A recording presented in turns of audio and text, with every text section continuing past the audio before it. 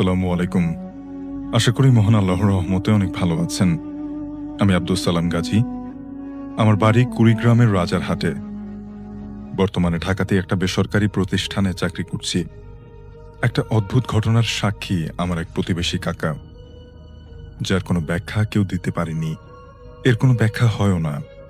আমাদের এলাকায় ঘটে যাওয়া এমন একটা অবিশ্বাস্য লোমহর্ষক ঘটনা আজ আপনাকে লিখে পাঠাচ্ছি। ঘটনাটি ১৯৮০ এর দিকের এবং এখনো চলমান। কেন চলমান সেটা এই লেখার শেষে পরিষ্কার হয়ে যাবে আশা করি। আমার গ্রামের এক বয়স্ক লোক, নাম মেহের আলী, যার কাছ থেকে ঘটনাটি কালেক্ট করা এবং তিনি আমাদেরকে পুরো ঘটনাটি বোঝার স্বার্থে ভেঙে ভেঙে বলেছেন, আমিও ঠিক সেভাবেই লেখার চেষ্টা করলাম। তখন বর্ষাকাল, থেকে থেকেই বৃষ্টি হচ্ছে। কাছারি ঘরে বসে অদ্ভুত সুরে একটা বই পড়তেন কালিম জোলা। জোলা একটা বংশের নাম। কাপড় বনে যারা, আমাদের গ্রামের ভাষায় তাদেরকে জোলা বলা হয়। কোনো কাজ না থাকায় মেহের আলী, আমার পাড়ার কাকা, যার কাছ থেকে এই ঘটনাটা শোনা হয়েছে, এবং তার দুই বন্ধু সেই কাছারি ঘরে যেত এবং কালিম জোলার সাথে বসে গল্প করত। কালিম জোলা অর্থাৎ যে লোকটা এই বৃষ্টির মধ্যে কাছারি ঘরে বসে একটা অদ্ভুত সুরে কোনো একটা বই পড়তেন। যিনি ঘটনা বলছেন, যার মুখ থেকে শোনায়, এবং তিনি এবং তার দুই বন্ধু মিলে এই লোকের সাথে কালিম জোলার সাথে দেখা করার জন্য সেখানে যেতেন। কালিম জোলার বয়স তখন ৩৫ কি ৪০। সম্পর্কে প্রতিবেশী কাকা হতো মেহের আলীর। বলে রাখা ভালো, কালিম জোলা কালো জাদু করত। গ্রামে তার কোনো কদর ছিল না, কারোর সাথে তেমন মিশত না। কিন্তু মেহের আলী খেয়াল করত কালিম জোলার ডাক নাম অনেক দূর পর্যন্ত। অনেক দূর থেকে সব অচেনা লোক আসতো তার কাছে। সমাধান নিয়ে তারা চলে যেত। মেহের আলী কালিমজোলার বিভিন্ন কাজ খুব কাছ থেকে দেখতে পেরেছিল।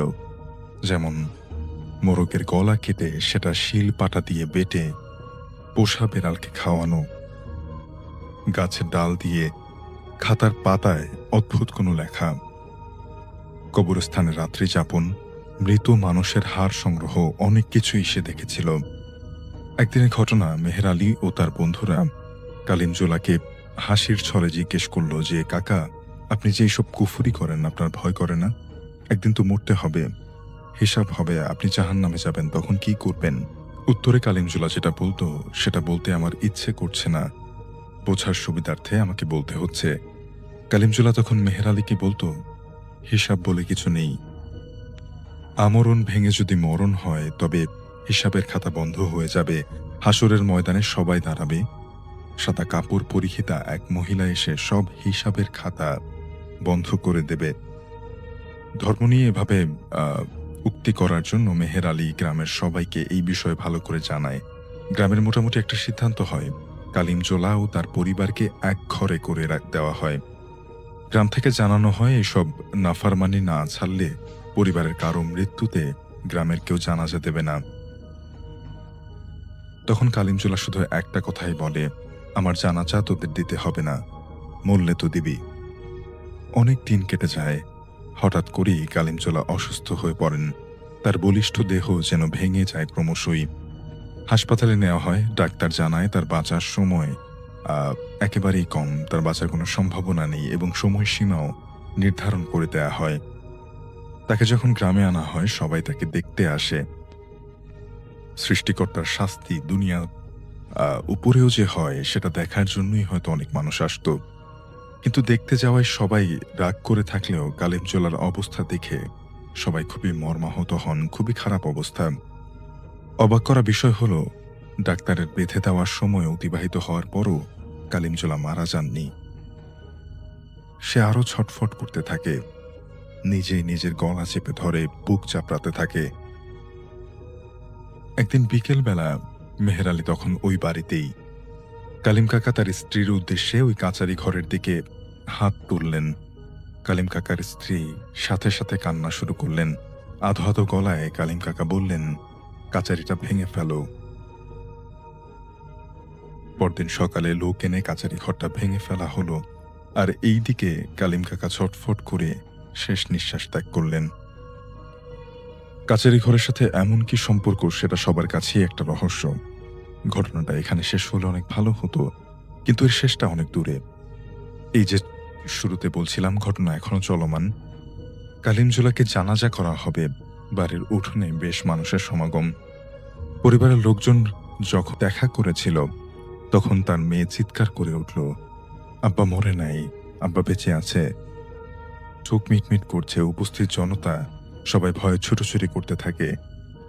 এমন একটা পরিস্থিতি সত্যি আর কোথাও ঘটেছে কিনা আমার জানা নেই। সবাই দূর থেকে দেখছে। লাশটি কাফনের মধ্যে থেকে নড়তে থাকে। একটা সময় সে তার হাত বের করে আঙুলটা কামড় দিয়ে রক্ত ঝরায়, এবং তারপর সেই রক্ত ঝরতে ঝরতেই আবার সে নিস্তেজ হয়ে পড়ে। এভাবেই আস্তে আস্তে নিস্তেজ হয়ে যায় কালিম কাকা। কিছু মানুষ তখনও সেখানে ছিল। তার কোনো রকম জানাজা করে কবরস্থ করা হয় কালিমজোলাকে।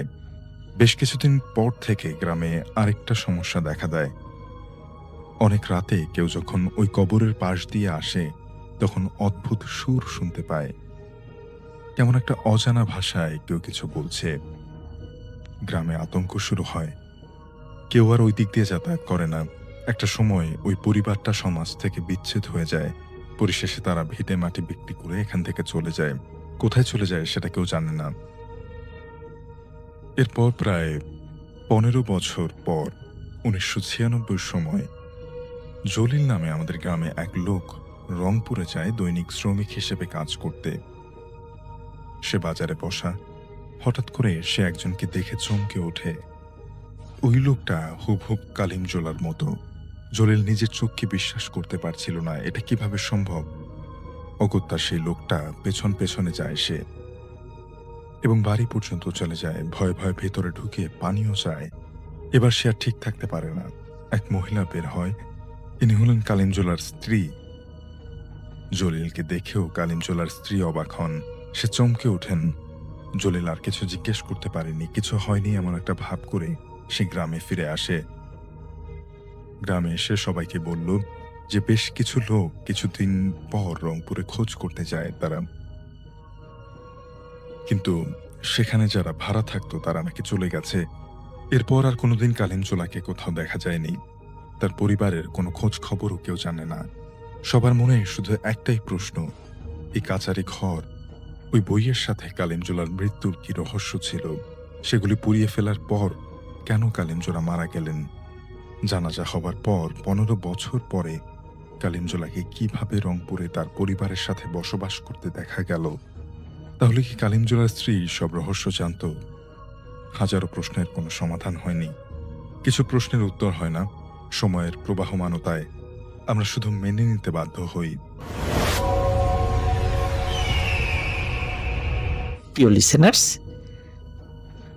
এমনই একটি ঘটনা আপনাদের সামনে শোনাবো, যেটি শুনে আসলে আমিও মুগ্ধ হয়েছিলাম, অভিভূত হয়েছিলাম। মোহাম্মদ আলী ভাই উনি জানান 1992 সালের কোনো এক সন্ধ্যায় ভারত থেকে আনা পাথরগুলো টাঙ্গুয়ার হাওরে বোঝাই করা, মানে টাঙ্গুয়ার হাওরের একটা প্রান্তের পূর্ব প্রান্তের একটা গ্রাম, ওখানে বোঝাই করা হয় পাথরগুলো।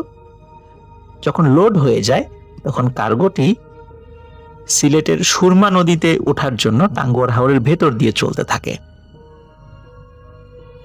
যেহেতু বর্ষাকাল ছিল, খুব শর্টকাট ওয়েতেই সুরমা নদীতে চলে যাওয়া যেত। এই জন্যই টাঙ্গুয়ার হাওরের ভেতর দিয়ে যাওয়া শুরু করলো।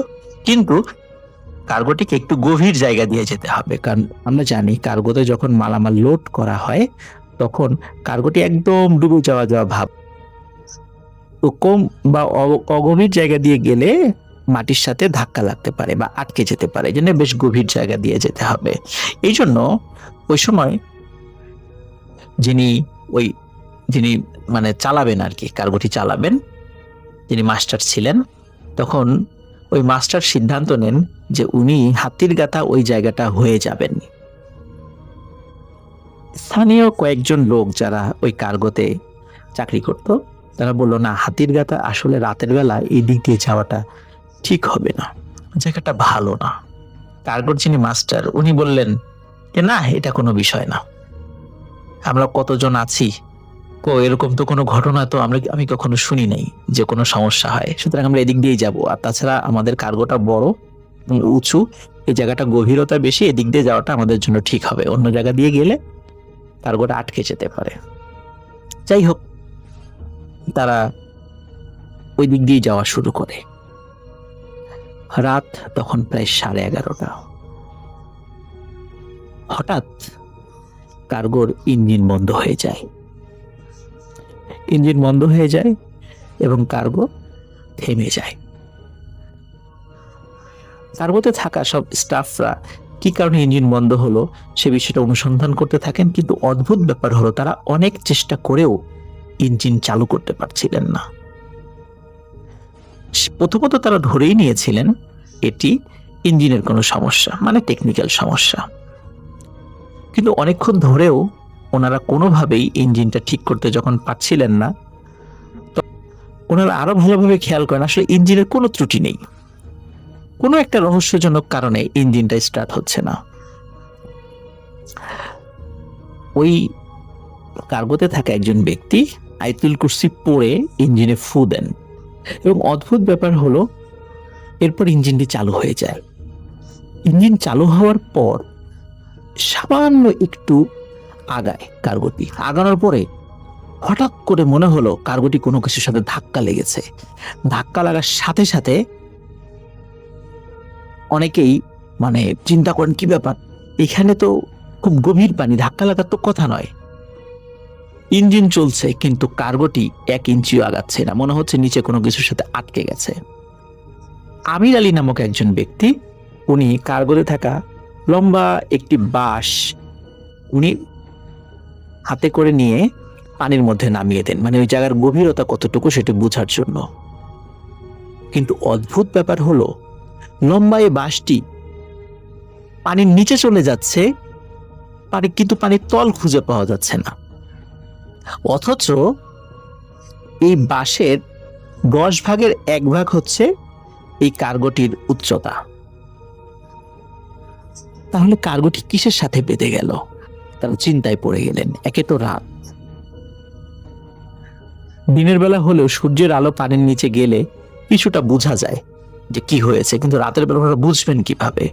পানির নিচে তো টর্চ লাইট জ্বলবে না। তো আমির আলী উনি বেশ সাহসী মানুষ ছিলেন, উনি সিদ্ধান্ত নিলেন যে উনি যাবেন, উনি নিচে যাবেন, ডুব দিয়ে দেখবেন আসলে কি হয়েছে, কোথায় বেঁধে গেছে। তো জাহাজের মানে কার্গোর মাস্টারের কাছ থেকে অনুমতি নিয়ে উনি ডুব দিলেন। ওনার গায়ে যে শার্ট ছিল এবং লুঙ্গি ছিল, উনি শার্টও খোলেন নাই, শার্ট এবং লুঙ্গি নিয়েই উনি ডুব দিয়েছেন।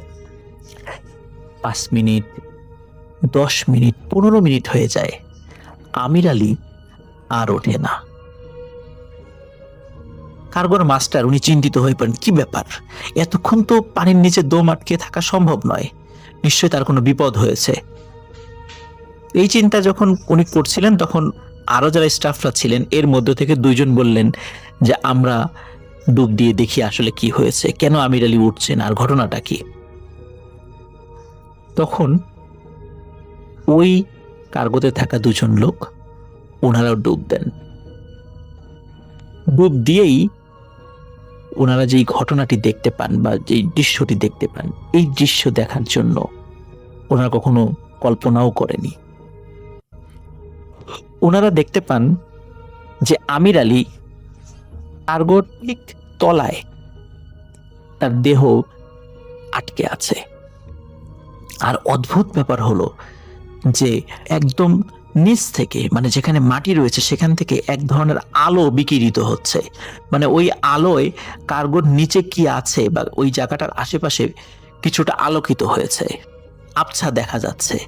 ওই আবছা আলোতে তারা আমির আলীর দেহকে দেখতে পাচ্ছেন এবং আরো একটা জিনিস দেখতে পান, সেটি হচ্ছে বিশাল আকৃতির একটা হাত মাটির নিচ থেকে উঠে ওই কার্গোটিকে ধরে রেখেছে। ওনারা বুঝতে পারেন ওনারা বিশাল একটা বিপদে পড়েছেন, কারণ এত বড় হাত, এটা তো কোনো স্বাভাবিক হাত নয়, নিশ্চয়ই একটা দানব, স্থানীয়ভাবে দেও বলে, কোন একটা দানব এটাকে ধরে রেখেছে। ওনারা দ্রুত, কারণ সময় খুব কম ছিল, কারণ পানির নিচে তো তারা নিঃশ্বাস নিতে পারছিলেন না। ওনারা চিন্তা করেন আমির আলীকে তাড়াতাড়ি নিয়ে আমরা উপরে চলে যাই। দুইজন দ্রুত আমির আলীর দেহের কাছে গিয়ে যখনই তারা টান দিয়েছেন, তখন ওনারা আরো ভয় পেয়ে যান। ওনারা দেখতে পান যে এই শার্ট এবং লুঙ্গি তো আমির আলীরই, কিন্তু আমির আলী কোথায়? এ তো আমির আলীর কঙ্কাল। কারণ আমির আলীর আসলে দেহে কোনো মাংসই ছিল না, শুধু কঙ্কাল ছিল। কি হয়েছে তার সাথে ওনারা বুঝতে পারলেন না। ওনারা প্রচন্ড ভয় পেলেন। ওনারা দ্রুত নৌকায় কার্গোতে উঠে পড়লেন। উঠে পড়ে সবাইকে বললেন এই ঘটনা আমরা নিচেই দেখেছি, আর আমির আলীর এই ঘটেছে। তখন সবাই ভয় পেয়ে যান। ওনারা বুঝতে পারেন ওনারা খুব বড় একটা বিপদে পড়েছেন। কিন্তু কেন? এরকম ঘটনা তো আগে কখনো হয়নি, কেন ওনাদের সাথে এটি হচ্ছে? ওনারা চিন্তা করতে থাকেন। হঠাৎ খুবই বয়স্ক কিন্তু গম্ভীর একটি শব্দ ওনাদের কানে আসে। এটা সবাই শুনতে পান। সেখান থেকে বলা হয়, তোদের এই কার্গোর মধ্যে একটি পাথর রয়েছে কালো রঙের, এই পাথরটি নিচে ফেলে দে, না হলে এই কার্গো এখনই ডুবে যাবে। তখন শুধু একবারই এই কথাটি বলেছে, কিন্তু সবাই শুনেছে। এখন ওই কার্গোতে থাকা যে 4-5 জন ছিল তারা চিন্তা করে এত ভারী ভারী পাথর তারা কিভাবে সরাবে, এটা পানিতে ফেলে দিতে হবে। আর ফেলে দিলে এই পাথরগুলো উঠানোও যাবে না। আর এই পাথরগুলো তো বহু টাকা দিয়ে খুলনার আর একটা পার্টি কিনেছে, তো তাদেরকে কি জবাব দেবে? কিন্তু তারপরেও চিন্তা করে যে পাথর ডুবে গেলে কোনো না কোনো ব্যবস্থা তারা করবে হয়তো বা পরে, কিন্তু এখন জান তো বাঁচাতে হবে এবং কার্গোটাকেও বাঁচাতে হবে। তখন মাস্টার সিদ্ধান্ত দেন যে সব পাথর পানিতে ফেলে দিতে থাকো, দেখে কালো পাথরটা বের হয় কিনা। এভাবে 4-5 ঘন্টা ধরে অক্লান্ত পরিশ্রম করে ওই পাথর আস্তে আস্তে আস্তে আস্তে পানিতে ফেলতে থাকে।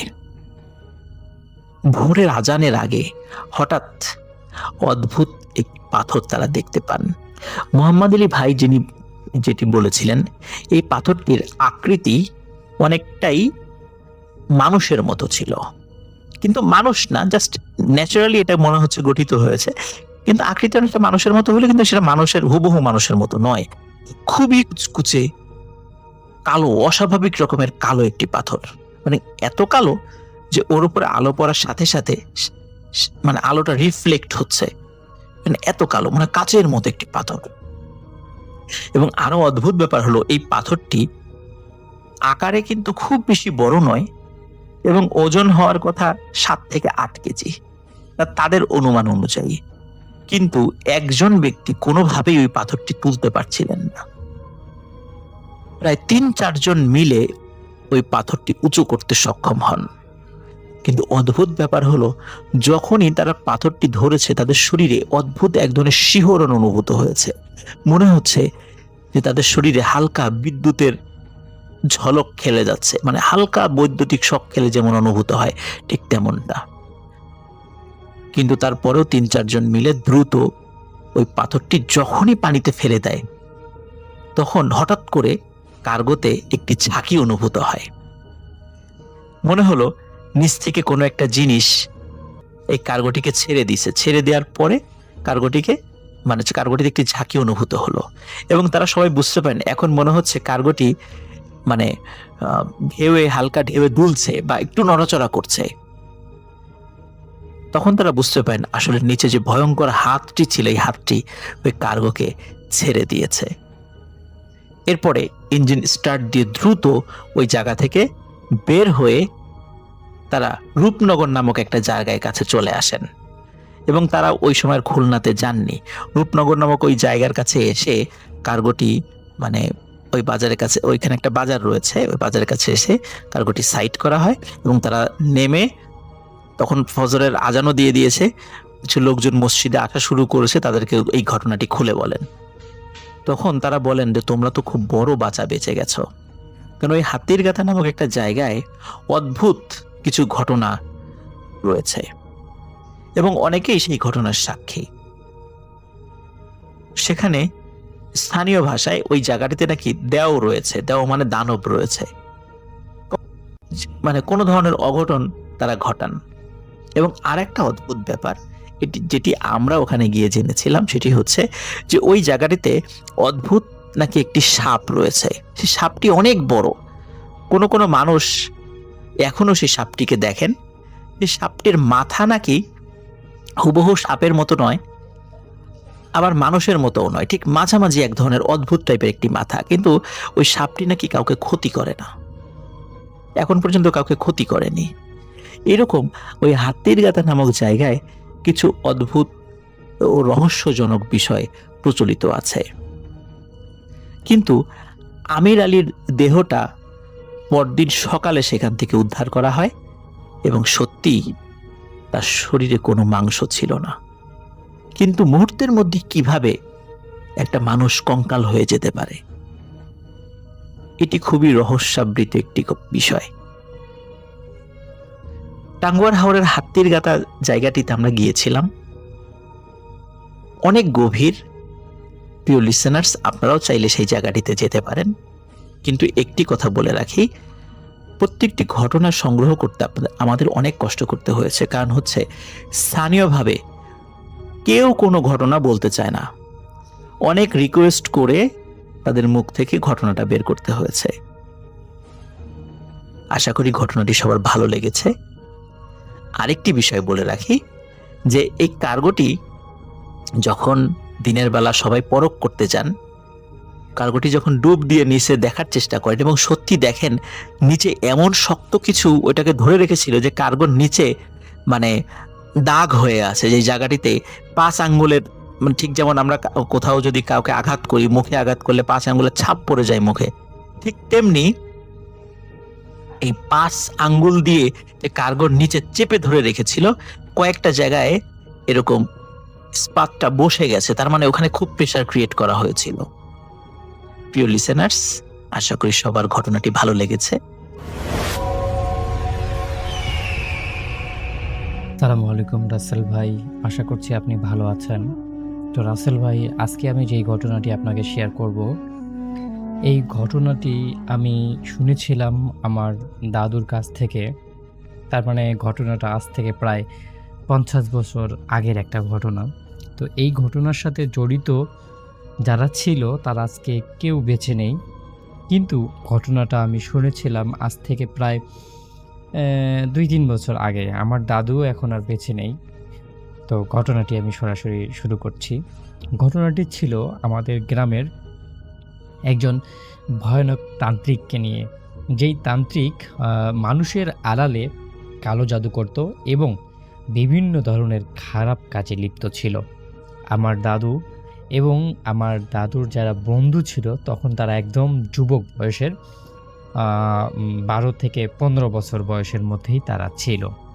তো ওই যেই গ্রাম ছিল সেই গ্রামে ওই তান্ত্রিকটা আসলে হঠাৎ করে কোথাও থেকে আসছিল, কেউ জানে না। কিন্তু ওনাকে দেখে, ওনার বেশ এবং ওনার স্রোত দেখে সবাই ওনাকে পছন্দ করে এবং সবাই মনে করে যে আসলে ইনি সত্যিই কিছু জানেন।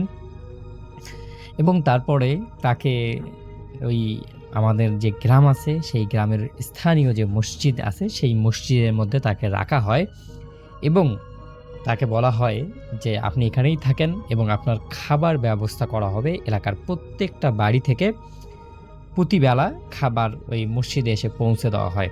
তো এই তান্ত্রিক সাধারণত মানুষের উপকার করত বলতে কারো কোনো জ্বর, ভয়, ফুক এরকম কিছু হলে ঝাড়ফুঁক করতেন, বিভিন্ন সমস্যার তিনি সমাধান করতেন। কিন্তু এই তান্ত্রিকের শেষ পরিণতি আসলে কি হয়েছিল, যদি আপনারা আজকের ঘটনাটি শেষ পর্যন্ত শোনেন তাহলে হয়তো জানতে পারবেন। তো রাসেল ভাই, এই তান্ত্রিকটা যখন আমাদের ওই গ্রামে আসছিল তখন গ্রামে একটা মানে অভাব চলতেছিল ওই গ্রামের মধ্যে। সেই বছরে বন্যায় বেশ ফসলের জমি নষ্ট হয়ে যায়। আর রাসেল ভাই, আমাদের গ্রামের প্রধান ফসল হচ্ছে ধান, আর এই ধানের উপর নির্ভর করেই মানুষ কিন্তু চলে আর কি। তো সেই সময় প্রচুর পরিমাণে বন্যা হওয়ার কারণে অনেক ধানের জমি নষ্ট হয়ে যায়, মানুষ ধান পারে না এবং এর ফলে কৃষকের অনেক রকমের সমস্যা তৈরি হয়। যেমন তাদের সংসারে খাবার থাকে না, তারা বিভিন্ন রকমের পরিশ্রম শুরু করে দেয়, বিভিন্ন সমস্যার মধ্যে তারা তৈরি হয় এবং এরপর থেকে তারা ওই যে কবিরাজ আছে সেই কবিরাজের শরণাপন্ন হওয়া শুরু করে। তাদের সংসারে যদি কোনো অভাব লেগে থাকে তখন তারা বলে ওই কবিরাজকে গিয়ে বলে যে দেখেন তো আমার কোনো অভাব আছে কিনা, আমার শনি লেগেছে কিনা।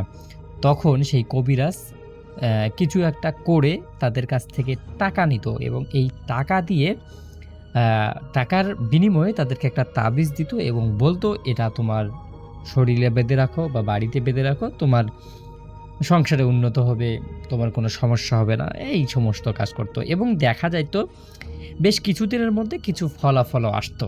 তো এইটা যখন ফলাফল তারা পাইতো তারা সবাই সেই তান্ত্রিককে বিশ্বাস করা শুরু করে দেয়।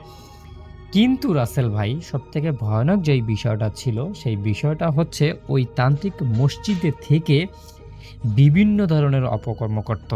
যেমন মানুষের সংসার বিচ্ছেদ করে দিত, কারো কারো মানে একজন আরেকজনের প্রতি প্রতিশোধের জন্য কালো জাদু করা হতো, তারপর কারো ফসল নষ্ট করার জন্য জাদু করা হতো, কারো মানে মানুষ নষ্ট করার জন্য জাদু করা হতো। বিভিন্ন ধরনের কালো জাদুর মধ্যে সে লিপ্ত হয়ে যেত এবং এই কালো জাদুগুলো করার জন্য তার বেশ কিছু উপকরণ দরকার হইতো। যেমন ধরেন মানুষের লাশ, তারপর হচ্ছে লাশের মাটি, মানে লাশের কবরের ভিতরের মাটি, লাশের চুল, লাশের কাফনের কাপড় এবং এই সমস্ত থেকে ধরে আরও বিভিন্ন রকমের জিনিসপাতি তার লাগতো আর কি। তো এই জিনিসপাতিগুলো তো সে আনতে পারতো না, কারণ সে তাকে যদি কোনোভাবে বাইরের লোক ধরে বা বাইরের লোকের কাছে সে ধরা পায় তাহলে সে ধরা খেয়ে যাবে, তাকে গ্রাম থেকে বিতাড়িত করে ফেলবে। তো এই জন্য সে সুকৌশলে তার কয়েকজন গ্রামের মানুষকে পটিয়ে নিয়ে সে আর কি তার এই যে কবিরাজি কার্যক্রমটা আছে সেই কার্যক্রমটা চালিয়ে দেয়। তো সেই গ্রামের মফিজ মিয়া নামে একজন লোক ছিল, যিনি কিনা বেশ অভাব অনাটনে লেগেছিল। এত বেশি তার অভাব অনাটনে লেগেছিল যে সে কোনোভাবেই এই যে মানে এই সংসার থেকে উঠতে পারতেছে না, বা তার স্ত্রী সন্তান এই সমস্ত কিছু তার একদমই ভালো লাগতেছে না। তো সে কি করে, সে ভাবে যে যদি তার স্ত্রীটাকে সে ছেড়ে দেয় বা স্ত্রীটাকে সে যদি তালাক করে নিতে পারে তার জন্য খুব ভালো হবে, একলা মানুষ খুব ভালোভাবে চলতে পারবে। রাসেল ভাই, এটা বলতেও আমার আসলে অনেক বেশি লজ্জা লাগতেছে যে মানুষ কতটা নিম্ন পর্যায়ে চলে গেলে আসলে এইরকম ডিসিশন নেয়। তো সেই যে মফিজ মিয়া আছে, সেই মফিজ মিয়া তার নিজের স্ত্রীর নামেই কালো জাদু করে এবং এই কালো জাদুর প্রকোপ যে এত খারাপ ছিল সেটা বলার বাহিরে। রাসেল ভাই, এই যে মফিজ মিয়া আছে, এই মফিজ মিয়া কোনোভাবে জানতে পারে যে এই যে মানে কি বলে তান্ত্রিক আছে যে মসজিদের মধ্যে রাখা হয়েছে কবিরাজ, সেই কবিরাজ এরকম কাজগুলো করেন।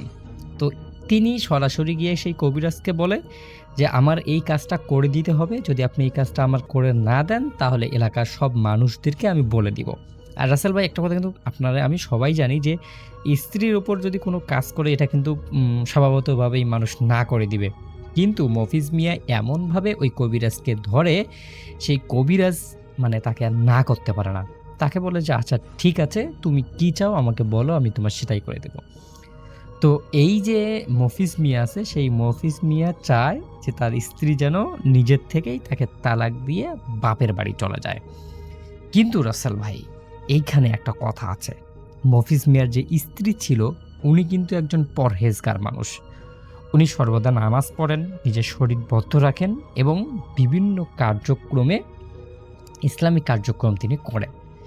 তো এখন যখন এই যে তান্ত্রিক ছিল, এই তান্ত্রিক বা কবিরাজ যখন ওনার স্ত্রীর নামে কবিরাজি করতেছিল বা কালো জাদু করতেছিল, সেই কালো জাদুগুলো মানে কাজ করতেছিল না। কারণ আমি প্রথমে বলছি যে মফিজ মিয়ার স্ত্রী খুবই পরহেজগার মানুষ, খুবই পরহেজগার একজন মহিলা।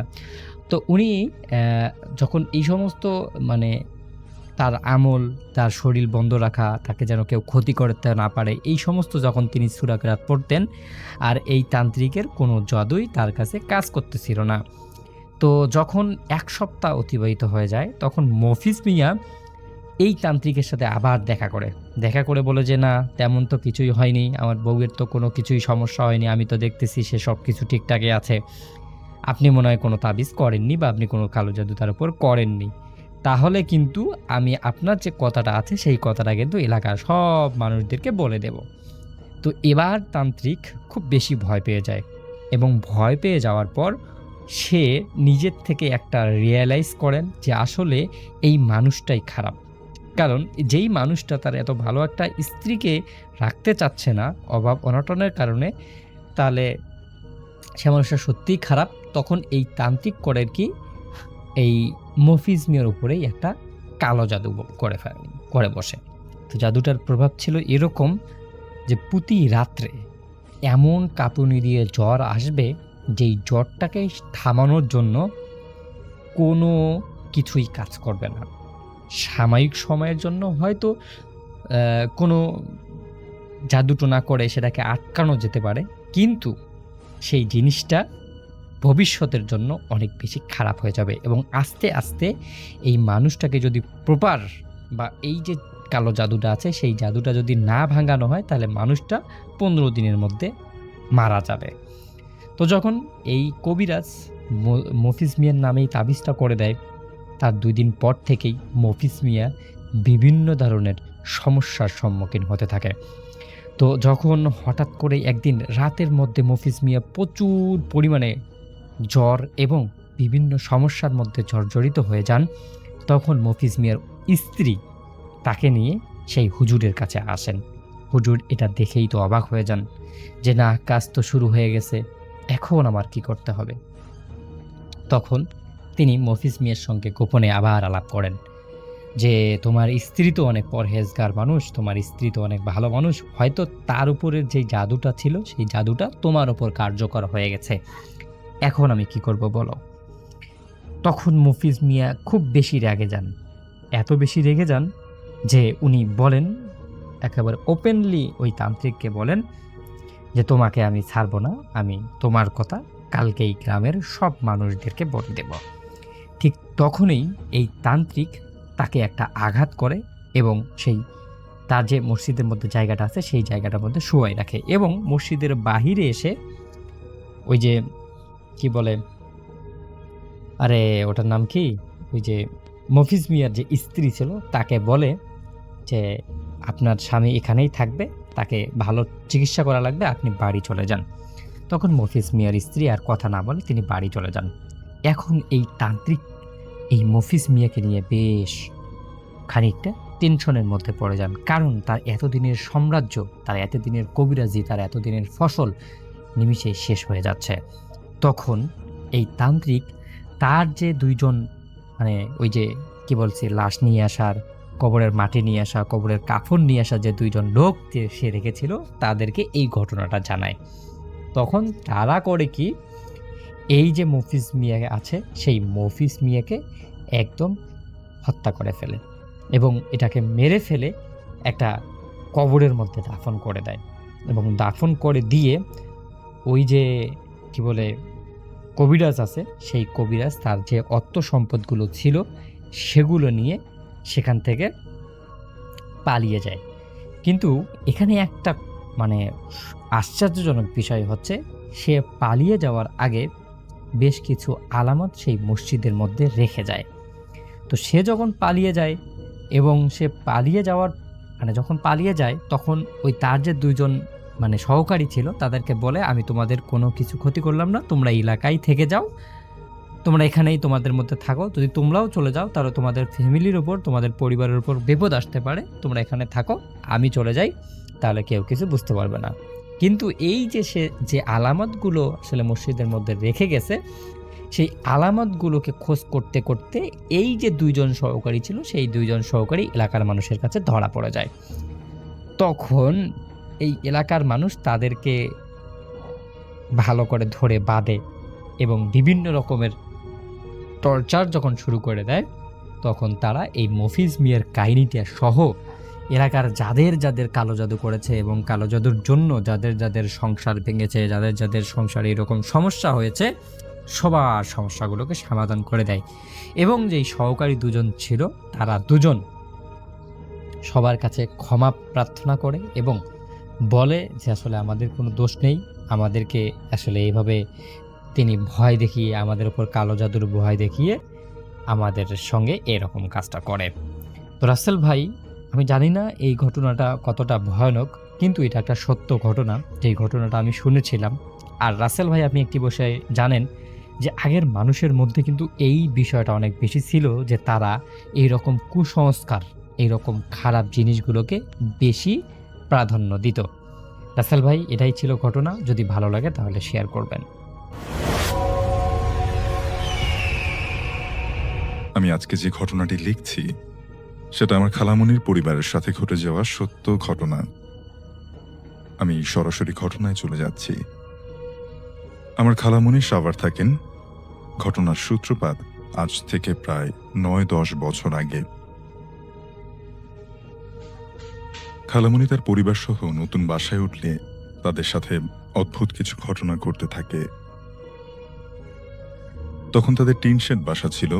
প্রায় রাতেই খালামণির মনে হতো কেউ যেন টিনের উপর দিয়ে হেঁটে যাচ্ছে। ধীরে ধীরে এই শব্দ যেন এতটাই প্রকট লাগতে শুরু করলো তার কাছে যে তার মনে হতো এখনই যেন টিনটা ভেঙে যাবে। কিন্তু পরিবারের অন্যান্য সদস্যরা এরকম কোনো শব্দ শুনতে পেত না।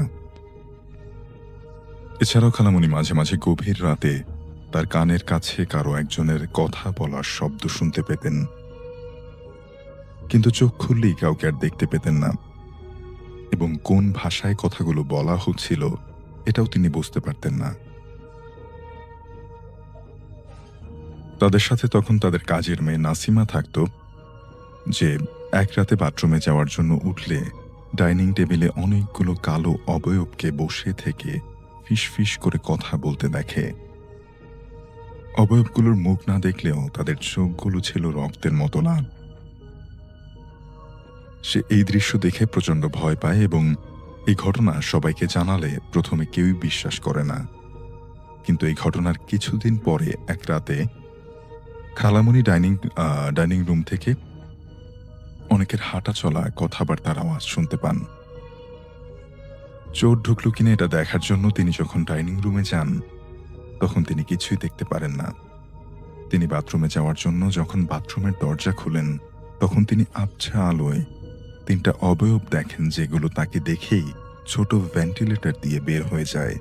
অর্থাৎ বাথরুমে তিনি হালকা আলোয় দেখেন যে সেখানে ছায়ার মতো 3টা অবয়ব রয়েছে, যেগুলো তাকে দেখে বাথরুমের ভেন্টিলেটর থেকে বের হয়ে যায়। এরপর তিনি আবার তার পেছনে ফিসফিস করে কথা বলে অনেকের হাঁটা চলা করার শব্দ পান। তিনি এবার এতটাই ভয় পেয়ে যান যে পেছনে ফিরে তাকানোর শক্তিও তার থাকে না। তিনি কিছুক্ষণ দাঁড়িয়ে থাকেন এবং এক পর্যায়ে শব্দ থেমে যায়। তিনি সাহস সঞ্চার করে পেছনে তাকান এবং এবার তিনি যা দেখেন তা তাকে সত্যিই বিশ্বাস করাতে বাধ্য করে যে এই বাসায় তারা ছাড়াও অন্য কোনো শক্তি বা অশরীরী কিছু আছে। তিনি দেখেন যে ডাইনিং টেবিলে 6টি অবয়ব বসা এবং অবয়বগুলো অনেক লম্বা ছিল। তবে অন্ধকারের জন্য খালামণি তাদের চেহারা দেখতে পারেননি। তিনি এই দৃশ্য দেখে আল্লাহ বলে একটা জোরে চিৎকার দিয়ে অজ্ঞান হয়ে পড়ে যান। এরপর জ্ঞান ফিরলে তিনি সবাইকে এই ঘটনাটি বলেন এবং পূর্বে ঘটা সকল ঘটনার পরিপ্রেক্ষিতে সকলে বাসা পরিবর্তনের সিদ্ধান্ত নেন। স্থানীয় এক হুজুরের কাছ থেকে তারা জানতে পারেন যে এই বাসায় অনেকদিন যাবৎ কেউই থাকে না। তাদের আগে যারা এই বাসায় থেকেছেন তারাও বিভিন্ন সমস্যার কারণে বেশি দিন এই বাসায় থাকতে পারেননি। এই বাসাতে অনেকগুলো খারাপ জিন থাকে যারা নানানভাবে মানুষকে ভয় দেখায়। এবার খালামণি বাসা পরিবর্তন করে ওই এলাকায় অন্য একটা বাসায় ওঠেন এবং নতুন বাসায় উঠে মিলাদ দেন।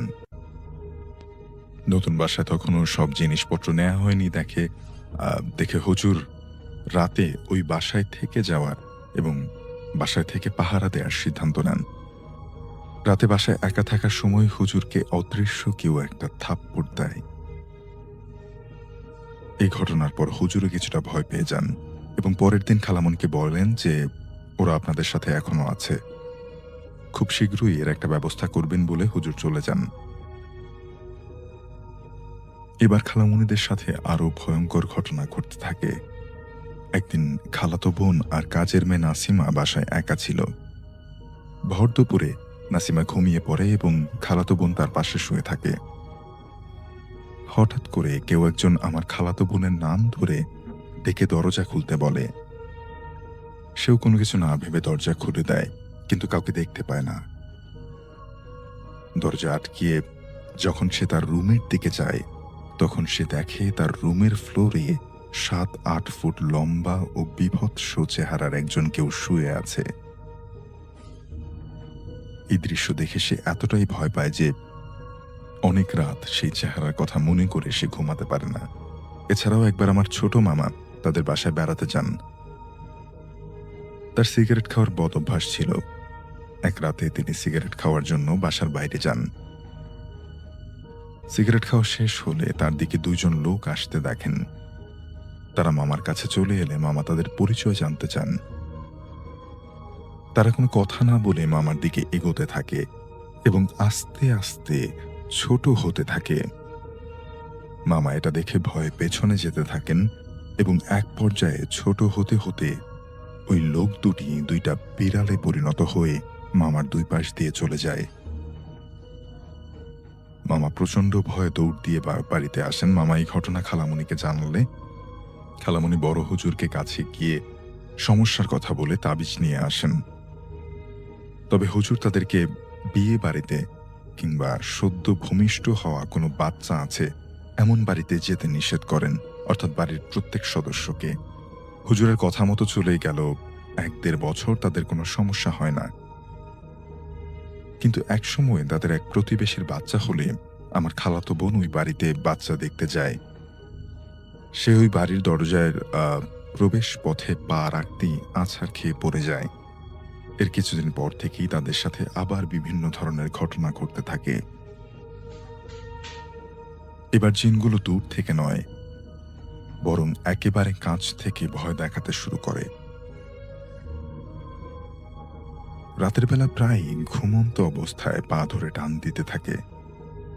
ঘরের কোনায় বিভিন্ন অবয়বে দাঁড়িয়ে থাকতে শুরু করে। আমার খালাতো বোনের এক রাতে ঘুম ভেঙে গেলে সে তার থেকে 1-1.5 হাত উপরে তারই মতো দেখতে একজন তার দিকে মুখ করে হাওয়ায় ভেসে থাকতে দেখে। এসব ঘটনা তাদের কাজের মেয়ে ভয় পেয়ে তাদের বাসায় কাজ ছেড়ে দিয়ে চলে যায়। আমার খালাতো বোন মানসিকভাবে এতটাই বিপর্যস্ত হয়ে পড়ে যে তাকে মানসিক হাসপাতালে নিয়ে চিকিৎসা করানোর প্রয়োজন পড়ে। কিন্তু আশ্চর্যজনকভাবে আমার খালুর সাথে কোনো ঘটনাই ঘটে না। খালামণি পুনরায় হুজুরকে ডাকেন এবং তাকে দিয়ে বাড়ি বন্ধক করে নেন। এতে জিনগুলো বাসার ভেতরে প্রবেশ করতে না পেরে প্রায় বিভিন্ন আত্মীয় স্বজনের কণ্ঠ দিয়ে তাদের ডাকতে শুরু করে। এছাড়াও খালামণি মাঝে মাঝে রাতের বেলা বাসার বাইরে তার মেয়েকে দাঁড়িয়ে থাকতে দেখেন, অর্থাৎ আমার খালাতো বোনকে রাতের বেলা বাসার বাইরে দাঁড়িয়ে থাকতে দেখেন। চোখের পলক পড়ার সাথে সাথেই সে আবার অদৃশ্য হয়ে যায়। আমার খালামণি ও তোর পরিবার এখনো ওই বাসাতেই থাকেন, তবে বড় হুজুর দেখিয়ে অনেক নিয়ম নীতি মেনে চলার মাধ্যমে এখন তারা আর তেমন কোনো সমস্যার সম্মুখীন হন না।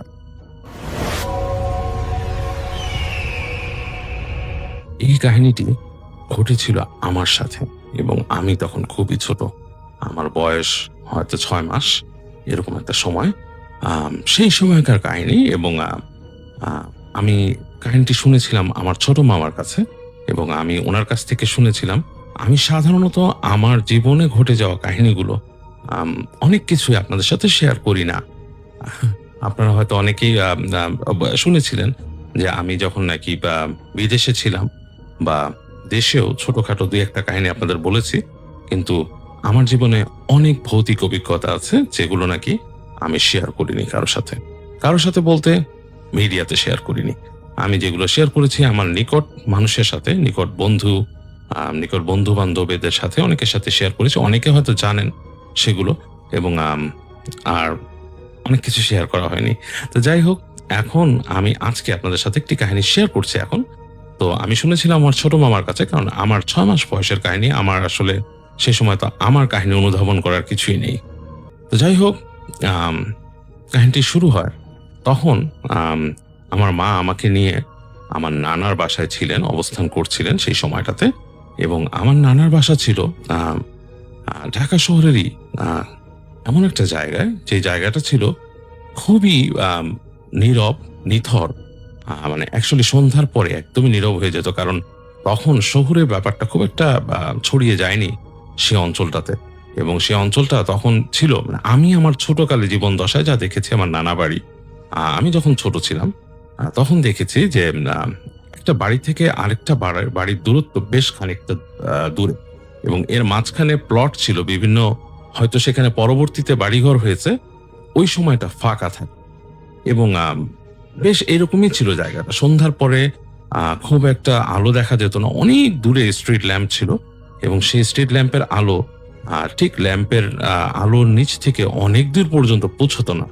আর সেটা আমার দেখা, আমার চোখে দেখা, আমি যখন ক্লাস 3-4 পড়ি তখনকার স্মৃতি। বাট এটা কিন্তু আরো অনেক আগের, এবং মিরপুরের কোনো একটা অঞ্চলের সাথে এটা সংযুক্ত, যে জায়গার কথা বলা হচ্ছে।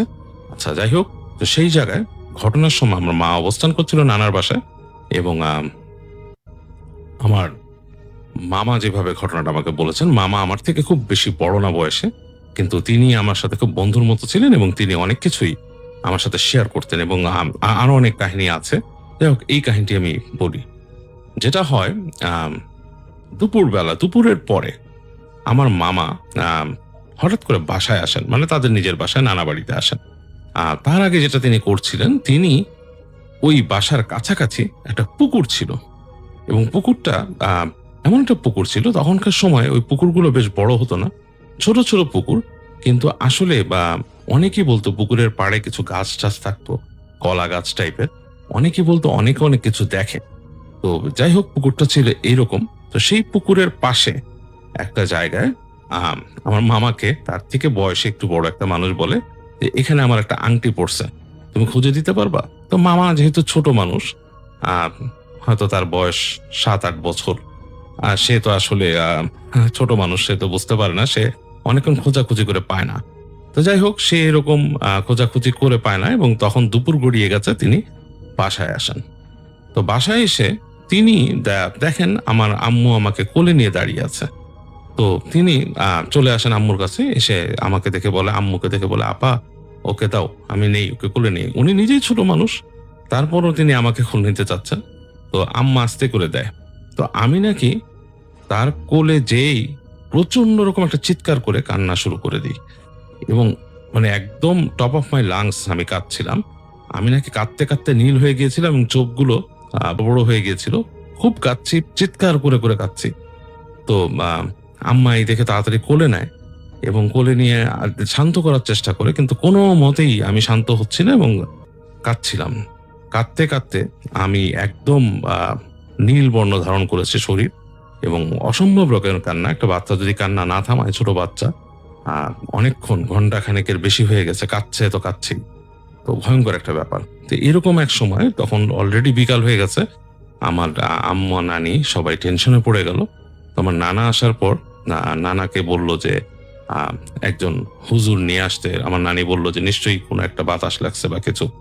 তো এরকম সময় আমার নানা পাশের একটা মহল্লা থেকে বা পাশের একটা এলাকা থেকে একজন হুজুরকে নিয়ে আসেন, এবং সেই হুজুর নাকি আমাকে দোয়া পড়ে দেন। এবং যখন দোয়া পড়েন, হুজুরের দোয়া পড়ার সময় আমি থেমে গিয়েছিলাম, বাট চোখ বন্ধ করে ফুপিয়ে ফুপিয়ে কেঁপে উঠছিলাম, ভয় পাচ্ছিলাম।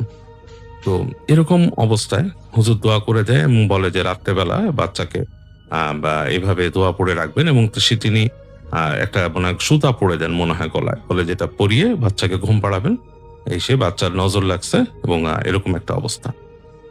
তো যাই হোক, হুজুর পড়ে দিয়ে তিনি চলে যান, এবং তিনি একটা লেবু চান বাসা থেকে, ও ঘরে একটি লেবু রাখতে বলেন, আর তিনি একটি লেবু চান, এবং তিনি বলেন যে আমি যে জিনিসটা এখানে করতেছে তাকে আমি লেবুতে আটকানোর চেষ্টা করবো, এই লেবুর ভেতরে।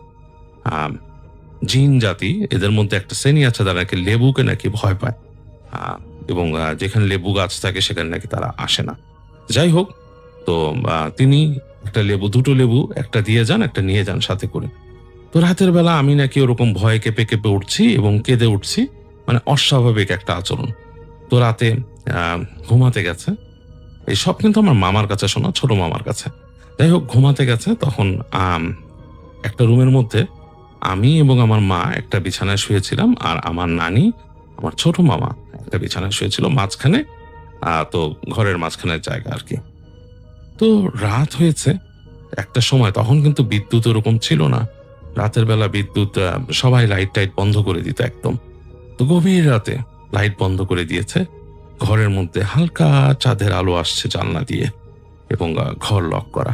এবং যেই রুমটাতে আমরা ছিলাম সেই রুমটার পাশেই কিন্তু বাউন্ডারি দেয়াল, এবং তার পাশে রাস্তা, এবং তার পাশে সেই পুকুরটা।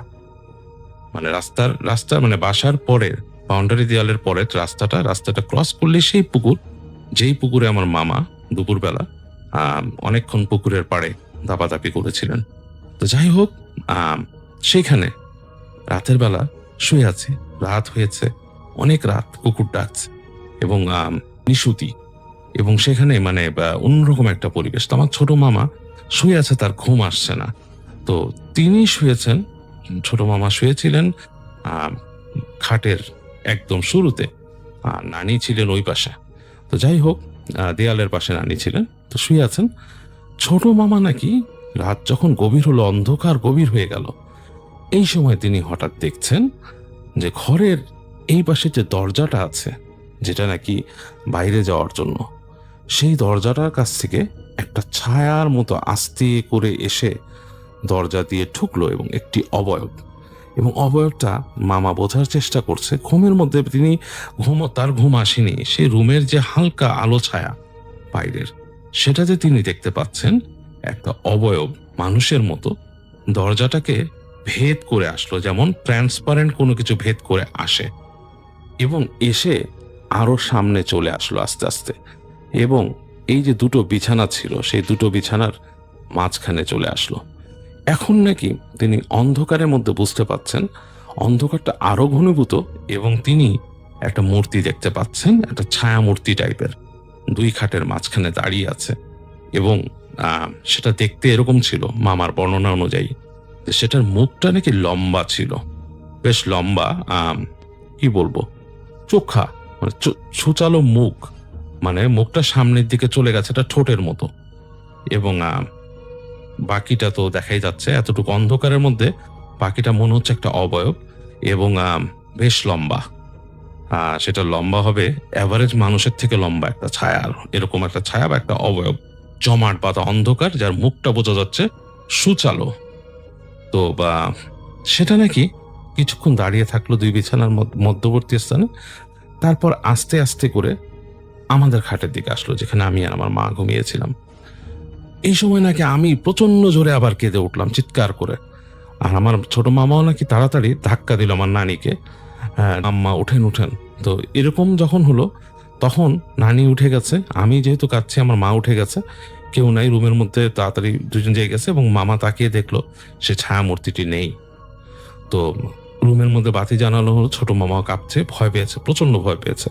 তো সে কাউকে কিছু বলছে না, চুপ করেছিল। আমার মা নাকি তাড়াতাড়ি আমাকে নিয়ে দোয়া পড়লো। আমার মা খুব পরেশগার ছিলেন, অনেক প্রচন্ড নামাজি এবং পরেশগার ছিলেন। আমার নানিও প্রচন্ড পরেশগার ছিলেন, তিনিও সারাক্ষণ এই দোয়া দুরুদ নামাজ কালাম এগুলো নিয়েই থাকতেন। তো যাই হোক, দোয়া পড়া হলো, আমার কান্না থামছে না।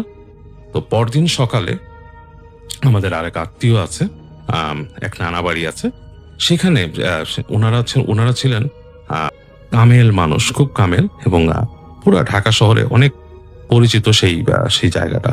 তো যাই হোক, আমার মা সকালবেলা নিয়ে গেলেন সেখানে। তো সেখানে যখন আমার মা আমাকে নিয়ে গেলেন, তখনও কিন্তু আমি অশান্ত, মানে অ্যাবনর্মাল আচরণ করছি। তো এরকম সময় আমার মা ঢুকলেন সেই বাড়ির প্রাঙ্গণে, ও সে বাড়ির প্রাঙ্গণ দিয়ে যখন আসছে, তখন নাকি আমি ওই প্রাঙ্গণে ঢুকেই নাকি অনেকটা স্বাভাবিক হয়ে গিয়েছিলাম, কারণ দায়রা শরীফ ছিল পাশে। এবং তখন আমার মা হেঁটে হেঁটে নিয়ে আসলেন আমাকে সকালে, এবং এসে সেই নানার কাছে নিয়ে আসলেন, দিয়ে সালাম দিলেন। দিয়ে আমার নানা যখন নাকি আমাকে কোলে নিয়েছিলেন, তখন নাকি আমি সম্পূর্ণ স্বাভাবিক হয়ে গেছি, এবং একদমই নেই। তো তিনি তখন বললেন যে ছেলেকে তো খারাপ জিনিস নজর দিয়েছিল, তোর তো মনে করা উচিত ছিল আমার কথা। তখন নানা আমাকে নিয়ে দোয়া করেন, দোয়া করে ফু দেন, মাথায় হাত বুলিয়ে দেন, পানি পড়ে ছিটিয়ে দেন, এবং তিনি দুটো ছোট্ট সুতা নাকি পড়ে আমার হাতে বেঁধে দিয়েছিলেন এবং বলেছিল, যা যা ইনশাল্লাহ আর তোর ছেলের কিছু হবে না, তো ছেলেরা কখনোই কিছু ধরবে না, কোনো কিছুই সামনে আসবে না, এভাবে দোয়া পড়ে দিয়েছিলেন। তো যাই হোক, সেইটা কিন্তু এভাবে করে সেই ছোটবেলার এই একটা জিনিস কেটে যায়। এতটুকু আমি আমার ছোট মামার কাছে শোনা, আর কিছু অংশ আমার মায়ের কাছে শুনেছিলাম। শেষের অংশটুকু নানাদের বাড়িতে যাওয়া, সেখানে এতটুকু আমি শুনেছিলাম মায়ের কাছে। আর বাকি যে অংশটা রাতের বেলা সেই ঘরে আসা এবং ছায়ামূর্তি দেখার ব্যাপারটা শুনেছিলাম ছোট মামার কাছে। তো যাই হোক, আপনাদেরকে কাহিনীটা শোনালাম, এটা একটা ব্যাপার ছিল। তবে ছোটবেলা আমার সাথে আশ্চর্য কিছু জিনিস ঘটে যায়, যেটা হচ্ছে আমি একটু ডিফারেন্ট ছিলাম ছোটবেলাতে। আমি আসলে অনেক কিছু ডিফারেন্ট ভাবে দেখতাম, অনেক কিছু দেখতে পেতাম যেটা নাকি আমি আসলে এক্সপ্লেনেশন পেতাম না। তো একদম ছোটবেলা আসলে আমি বুঝতেই পারতাম না জিনিসটা আসলে কি। এটা আমি তখন মনে করতাম অন্যরাও দেখে, হয়তো আমি একা দেখি না। আমি তখন ভাবতাম যে অনেকেই দেখে এরকম ব্যাপারগুলো। এর মধ্যে ছোটখাটো দুই একটা কাহিনী বলছি। এটা আসলে এই কাহিনীর সূত্র ধরে ধরে বলছি আমি, যেটা নাকি আসলে আমি বলার চেষ্টা করেছি অতীতে রেডিওতে, বাট সেগুলো ছিল মানে আর কি মানে খণ্ডাংশ, যেটার সাথে আসলে কোনো রকমের রিলেশন হয়তো পাওয়া যেত না। তো সেই রিলেশন পাওয়ার জন্যই বলছি, যাতে একটার সাথে একটা রিলেট করা যায়। সেটা হচ্ছে যে ছোটবেলায় কিছু কিছু জিনিস দেখতাম। যেমন আমাদের যে বাড়িটি ছিল মোহাম্মদপুর, যেটিকে এখন মানে আছে এখনো, সেটা বিল্ডিং হয়ে গেছে, বড় বিল্ডিং হয়ে গেছে। তো সে সময় একতলা বাড়ি ছিল। তো একতলা দালানের বাসার পেছনের অংশ, আপনারা যারা জানেন মোহাম্মদপুর, পুরনো মোহাম্মদপুর বা একদম Zakir Hossain road to town hall বা সলিমুল্লাহ রোড, নূরজাহান রোড, পুরো জায়গাগুলো যারা চেনেন, সব জায়গায় বাড়িগুলো এমন ভাবে তৈরি করা, বাড়ির পেছনে সেই সময়কার প্রশাসন থেকে বা সেই সময়কার যারা সিটি প্ল্যানার ছিল, তারা ফায়ার এসকেপ তৈরি করেছিল, বাসার পেছনে একটা জায়গা রেখেছিল। সেই জায়গার নিচে আন্ডারগ্রাউন্ড ড্রেন ছিল। বাট সামহাউ আমরা খুব পরিচ্ছন্ন মানুষ, আমরা সবাই খুব পরিচ্ছন্ন মানুষ হওয়ায় সেই জায়গাগুলোকে আসলে ফায়ার এসকেপ হিসাবে ইউজ না করে আমরা যেটা করতাম, সবাই এখনো করে, এখনো প্রত্যেকটা এলাকায় এরকম বিল্ডিং এর পেছনে, এত সুন্দর বিল্ডিং সামনে, পেছনে সবাই ময়লা ফেলি। খুব মহা আনন্দে আমরা ময়লা ফেলি। এটা সারা জীবনই এটা চলছে। আমি জানি না, এটা হয়তো আমাদের একটা কালচারে পরিণত হয়েছে। যাই হোক, এনিওয়েজ, আমি বলবো যে সে সময়কার কাহিনী। তো সেই বাসার পেছনের যে অংশটা ছিল, একতলা বাড়ির দালান, তার পেছনের অংশটা ছিল কিন্তু সেই যে আমি বলবো ড্রেন, বলবো এখন সেটাকে বলবো যে ড্রেন, কারণ ময়লা ফেলতো মানুষ সবাই। তো যাই হোক, সেখানে আমাদের একটা স্টোর রুম ছিল, সে স্টোর রুমের জানালা ছিল। তো আমি ছোটবেলায় একদিন দুপুরে, তখন আমি কিন্তু খুব ছোটবেলার স্মৃতি রিকল করতে পারি, আমার বয়স যখন 3-4, সেই সময়কার স্মৃতিও আমি রিকল করতে পারি। তো ওরকম ছোট বয়সে আমি আসলে হেঁটে হেঁটে যাচ্ছি, সারা উঠান ছিল পাকা উঠান, এবং আমি হেঁটে বেড়াতাম। তো হেঁটে হেঁটে, এবং আমাদের এক রুম থেকে আরেক রুমে যাওয়ার জন্য যে কানেক্টিভিটি ছিল, সেটা ছিল একটা ছোট করিডোরের মতো, কিন্তু করিডোরে একপাশে খোলা, মানে উঠোনটা দেখতে পাবেন আপনি, এরকম ছিল। তো আমি হেঁটে এক রুম থেকে বের হয়ে দ্বিতীয় রুমে যাচ্ছি, এবং দ্বিতীয় রুম যে তৃতীয় রুমের দিকে, এবং সেখান থেকে সরাসরি সে স্টোর রুমটা দেখা যেত। যে হঠাৎ করে দেখলাম স্টোর রুমের জানালাটা খোলা ছিল, সেখান দিয়ে হঠাৎ করে একটা মুখ উকি দিল। এবং অ্যাকচুয়ালি যেটা ছিল সেটা হচ্ছে, মুখটা না অনেক বড়, মানে একটা স্বাভাবিক মানুষ যদি হয়, তার মুখের যতটুকু রেডিয়াস হয় তার থেকে অনেক বড় মুখ। মানে একটা মানুষ যদি আসলে 10 থেকে 12 ফিট লম্বা হতে পারে, বা তারও বড়, বা 15 ফিট উঁচু যদি কোনো মানুষ হয়, 10 থেকে 15 ফিট উঁচু যদি মানুষ হয়, তার মুখের যে রেডিয়াসটা হতে পারে, তত বড় একটা রেডিয়াসের মুখ। আর দুইটা হাত হচ্ছে জানালার দুই কপাটে ছিল, এবং সে উকি দিল। এবং উকি দিয়ে আমার কাছে কিন্তু সে কোনো উদ্ভট চেহারা করে আমাকে ভয় দেখায়নি, সে একটা হাসি হাসি মুখ করে ভেঙচি কাটলো আমাকে। এবং সিনটা অনেকটা কাইন্ড অফ লাইক দ্যাট, মানুষ মানুষকে সাথে দুষ্টুমি করে, বাচ্চাদের সাথে মানুষ পিকা বউ খেলে বাচ্চাদের সাথে, কাইন্ড অফ লাইক দ্যাট। এরকম একটা মানে আমাকে যে ভয় দেখানোর জন্য সেরকম না, বাট একটু উকি দিল, এরকম উকি দিয়ে একটা হাসি দিল। আর আমি সেটা দেখে কিন্তু আসলে কিছুক্ষণ মেরে গেলাম। ছোট মানুষ, আমি কিছুই বুঝতে পারছি না, আমার কাছে অস্বাভাবিক লাগছে এত বড় মুখ কেন।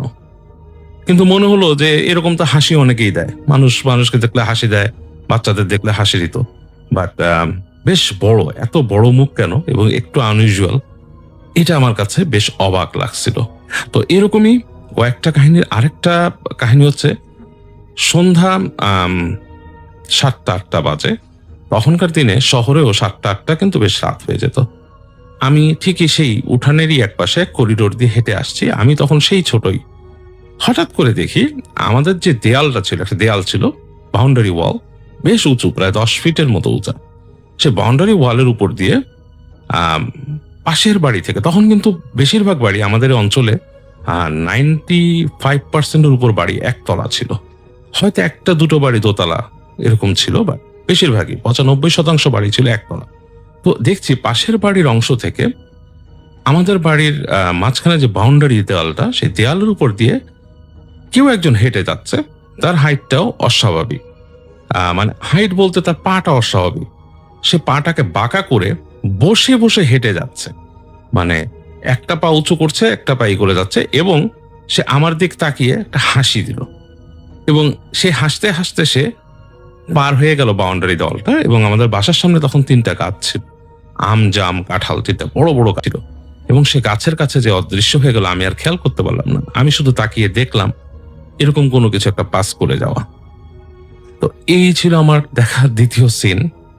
এরকম আমি আজব আরো কিছু কিছু জিনিস দেখেছি যেগুলো ছিল আনএক্সপ্লেনেবল, এবং ছোটকালে কিন্তু এইসব জিনিস দেখেই আমার বড় হওয়া, এবং আমি তখন অনেকটা অস্বাভাবিক মনে করতে পারিনি।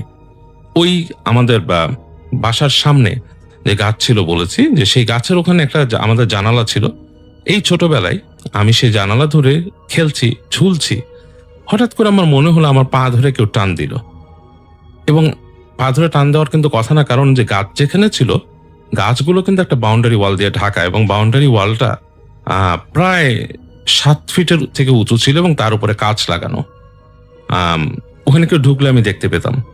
আমি যখন পা ধরে কেউ টান দিল, আমি তাকালাম, তাকায় কিন্তু কাউকে দেখলাম না। গাছের গোড়াটায় শূন্য, কোনো মানুষ নেই। এই ছিল আরেকটা সিন। আর এছাড়া আমরা যেটা শুনেছিলাম পরবর্তীতে, একজন হুজুর বলেছিল আমাদেরকে এসে, মানে একজন কামেল মানুষ আমাদের বাসায় এসেছিলেন, তিনি বলেছিলেন ওই যে যেখানে নাকি স্টোর রুমটা, যেখান দিয়ে আমি উকি দিতে দেখলাম কোনো কিছুকে, তার পাশেই কিন্তু আমাদের ডাইনিং রুম ছিল। এবং পেছনে যদিও বলেছি যে পেছনে, আপনাদেরকে বলেছি যে পেছনে কিন্তু মানুষ ময়লা ফেলতো, এবং সেইখানে পেছনে, আমাদের বাসার ঠিক পেছনে নারকেল গাছ ছিল, 2টো নারকেল গাছ। তো কামেল মানুষ বলেছিল ওই নারকেল গাছে কিন্তু খারাপ জিনিস আছে। তিনি বলেছিল যে ওইখানে বাচ্চাকে খুব একটা যেতে দিও না, ওই জায়গাটার মধ্যে খারাপ জিনিস আছে, আমাদের বলে গিয়েছিল আমাদের বাসায়। এবং আপনাদেরকে আমি আগের এপিসোডে বলেছি যে ওই রুমে ঘুমাতে যে আমাদের যে কাজের মেয়ে ছিল, সে দেখেছিল যে এরকম লোমালা কিছু জিনিস খাচ্ছে। তো ওই ছিল রুমের ব্যাপারটা এবং পেছনের ব্যাপারটা। তো এই ছিল ছোটবেলায় দেখা কিছু স্মৃতি। এবং তার থেকে যখন আরো বেড়ে উঠি, যখন বয়স আরেকটু হয়, অনেক ভৌতিক কাহিনী দেখেছি, অনেক কিছু শুনেছি। আমি হয়তো আপনাদের সাথে শেয়ার করব, এর মধ্যেই হয়তো শেয়ার করতে পারি, আজকের এপিসোডে করলেও করতে পারি, না হলে পরে কোনো এপিসোডে। বাট আমার ছোটবেলায় কিউরিয়াসিটি, ভৌতিক ব্যাপারে কিউরিয়াসিটি গুলো এখান থেকেই কিন্তু হয়। এবং আমার কাছে এই ব্যাপারগুলো একটা মনে হতো যে একটা ডিফারেন্ট জগৎ, কোনো একটা জগৎ থেকে কিছু একটা আসছে, বা কাউকে আমি দেখছি। এটা আমি ছোটকালে একটু বুঝতে পারতাম না, তখন মনে হতো অ্যাবনর্মাল কিছু দেখছি। বাট পরবর্তীতে আমি রিলেট করতে পারলাম যে আসলে এগুলো আমাদের জগতের কিছু না, মানে আমরা যা দেখি তার মধ্যে কিছু না, এটা আমাদের দেখার বাইরের কোনো জগৎ থেকে কিছু হয়তো চলে আসে, হয়তো আমি দেখে ফেলি, বা আমার ইন্টারেস্টটা খুব গ্রো করে এটার উপরে। এবং তারপরে আর একটু বড় হয়ে এরকম অনেক কিছুর মধ্যে আমি আসলে ইন্টারেস্টেড হয়ে যাই। কারণ তখনকার সময় হঠাৎ শুনতাম যে আমাদের বাসার আশেপাশে কোনো জায়গায় কোনো মানুষকে জিনে ধরেছে, কোনো মহিলাকে জিনে ধরেছে, বা কোনো মেয়েকে জিনে ধরেছে। তো যেহেতু আমার আম্মা খুব নামাজ কালাম পড়তো, এবং তিনি এই ব্যাপারগুলোতে খুব ছিলেন, মানে খুব অ্যাক্টিভ ছিলেন, তো সাথের পরিচিত মহিলারা অনেকে আম্মাকে নিয়ে যেত সেগুলো ঝাড়াতে, এবং আমি অনেক সময় ছোট থাকতে আম্মুর সাথে চলে গেছি সেসব জায়গায়। আসসালামু আলাইকুম রাসেল ভাই। আজকে আমি যেই ঘটনাটি আপনার সঙ্গে শেয়ার করব, এই ঘটনাটা আজকে থেকে প্রায় 10 থেকে 12 বছর আগের। সময়টা তখন 2014 কি 15 সালের ঘটনা। ঘটনাটা ছিল কুমিল্লা জেলার একটা ঘটনা, যেই ঘটনাটা আমি আমার একজন বন্ধুর কাছ থেকে পেয়েছিলাম। তো কুমিল্লার একটা প্রত্যন্ত গ্রাম, যেই গ্রামের মানুষ সাধারণত খুব ভীতু টাইপের। তারা সন্ধ্যার মধ্যেই একদম মানে শুয়ে পড়ে, একদমই তারা মানে বাড়ির বাহিরে একদমই যায় না। তাদের সকালের বেলায় বাজার শুরু হয় এবং সকাল বেলাতেই তারা তাদের সম্পূর্ণ কাজ শেষ করে সন্ধ্যার মধ্যেই তারা সবাই সবার বাড়িতে ঢুকে যায়। এর অন্যতম একটা কারণ ছিল, এবং এলাকার মানুষের এটা অন্ধবিশ্বাস নাকি এটা আসলে সত্যি কাহিনী, সেইটা এখন পর্যন্ত সন্দেহজনকভাবেই আছে, যে গ্রামের একেবারে শেষ প্রান্তে বহু বছর ধরে পরিত্যক্ত একটা পুরনো বাড়ি ছিল। যেই বাড়িটাকে নিয়েই এলাকার মানুষের এত অভিযোগ, এলাকার মানুষ এই বাড়িটাকে খুব বেশি ভয় পেত এবং এই বাড়িটা নিয়েই তাদের বিভিন্ন সময় বিভিন্ন রকমের সমস্যা পোহাতে হতো। তো রাসেল ভাই, একদিনের কাহিনী, এক রাতে এলাকার একজন মানে মাছ মাছ মারা জেলে আর কি যাকে আমরা বলি, তিনি রাত্রের বেলা বের হয়েছিল মাছ ধরার জন্য। এবং তিনি যখন বাড়ি থেকে মানে মাছ মারা শেষ করে বাড়ির পথে আসতেছে, এবং যখন সে বাড়ির পথে আসবে তখন সে ভাবলো যে এই যে পরিত্যক্ত বাড়িটা যে আছে, এই বাড়ির তো অনেক কাহিনী শুনি, অনেক ঘটনাই নাকি সেখানে ঘটে গেছে, অনেকেই নাকি ভয় পায়। তো আজকে একটু দেখে যাই আসলে সেখানে কি হয়, আসলে সত্যি কি আসলে ভয়ানক কোনো জিনিস আছে নাকি মানুষের মুখের বলি এটা। আর একটা কথা বলে রাখি রাসেল ভাই, যে এই যে এলাকার যে লোকটা যার নাম হচ্ছে রাশেদ, তিনি কিন্তু এই সমস্ত কিছু একদমই বিশ্বাস করতেন না। তো তিনি তার মাছে কিছু মাছ পেয়েছেন, সেই মাছগুলো নিয়ে রওনা দিয়েছে সেই পরিত্যক্ত বাড়ির দিকে। পরিত্যক্ত বাড়ির যাওয়ার বেশ খানিকটা সামনে থেকে দেখতে পারে যে ওই বাড়ির ভিতর কিছু মোমবাতির আলোর মতো কিছু চলছে। এত বেশি রাত্রে, এত অন্ধকার রাত্রে এই বাড়িতে, পরিত্যক্ত বাড়ি এতদিন থেকে পড়ে আছে, তো এই বাড়ির মধ্যে আবার মোমবাতি লাগিয়েছে কে? তো এইটা থেকে কৌতূহল বশত সে সেই বাড়ির একদমই কাছাকাছি যায় এবং একটা সময় গিয়ে সেই বাড়িটার ফাঁক দিয়ে উঁকি মেরে দেখে। এবং এই উঁকি মেরে দেখার পর সে দেখতে পারে সেই যে মোমবাতি চারটার সামনে কালো কাপড় পরা একটা বৃদ্ধ মাটিতে বসে চক দিয়ে অদ্ভুত রকমের সব চিহ্ন এঁকে বসে আছে। তার সামনে ছিল কয়েকটি পুতুল, কিছু চুল আর একটা পুরনো ছবি। বৃদ্ধটা অজানা ভাষায় কিছু সব মানে ভাষা ইউজ করে এমন কিছু কথা বলছে বা এমন কিছু শব্দ উচ্চারণ করছে যেই শব্দগুলো এই রাশেদ মিয়ার মাথায় আসতেছে না। তো একটা সময় তিনি দেখলেন যে হঠাৎ করে মোমবাতির শিখা অস্বাভাবিকভাবে এমন উচ্চতায় চলে গেল, মানে আলোটার জিবাটা এত বেশি উপরে উঠল, যেটা দেখে রাশেদ একদমই ভয় পেয়ে যায়। ভয় পেয়ে সেখান থেকে দ্রুত চলে আসে এবং বাড়ি আসার পর সে শুনতে পারে, মানে পরদিন সকালে সে শুনতে পারে গ্রামের এক ব্যক্তি হঠাৎ করে গ্রাম থেকে নিখোঁজ হয়ে গেছে। কোনোভাবেই সেই লোকটাকে আর খুঁজে পাওয়া যাচ্ছে না। গ্রামের মানুষ অনেক খোঁজাখুঁজি করার পরেও সেই লোকের কোনো আর সন্ধান পাননি।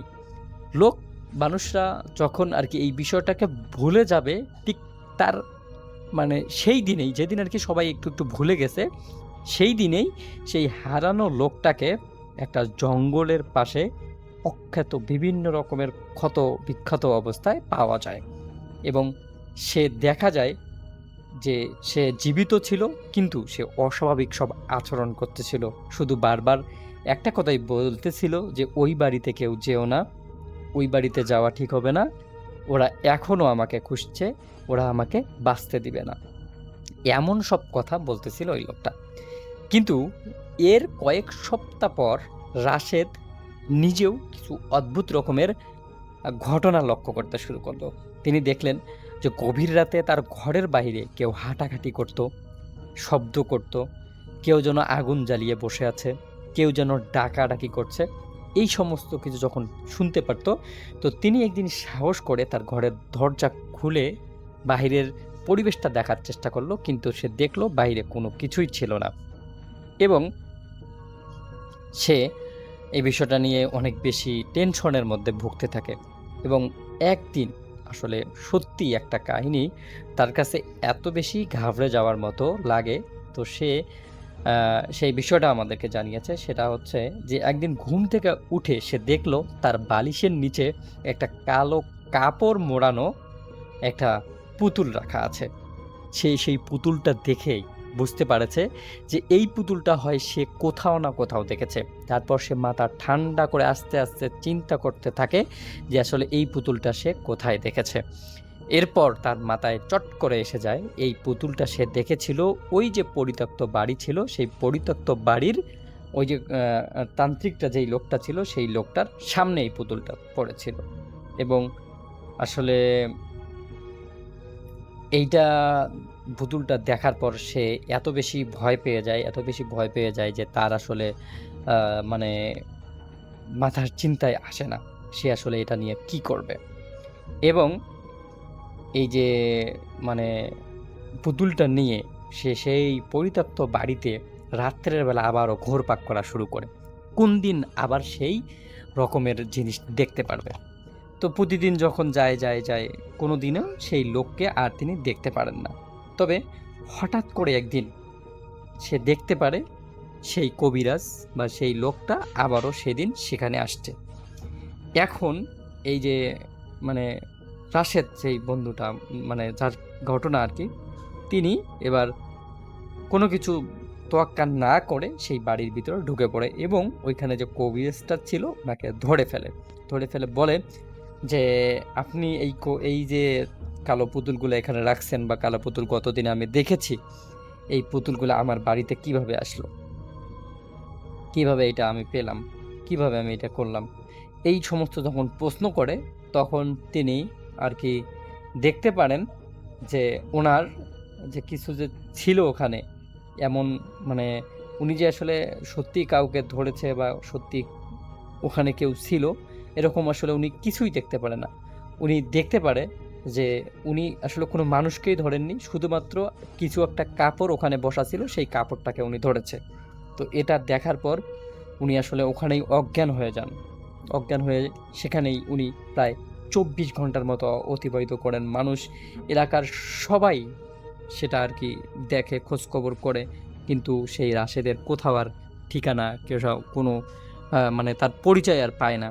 কিন্তু যখন আবার তিনি তার জ্ঞান ফিরে পান এবং বাড়িতে এসে উনি আসলে এই সব কথা সবাইকে বলে বেড়ান এবং সবাই এই কথাগুলো শোনার পর এটাই শিওর হন যে আসলে ওই বাড়িতে একটা অশুভ আত্মা ছিল, যেই আত্মাটা বিভিন্ন সময় বিভিন্ন মানুষদের ভ্রম করে নেয়, নিজেদের নিজেদের মানে মানে নিজেদেরকে এমনভাবে আকৃষ্ট করে ওই বাড়ির দিকে যেন তারা ওই বাড়িটাকে ভোলে না এবং একটা সময় তারা নিজেদের অস্তিত্বই ভুলে যায়।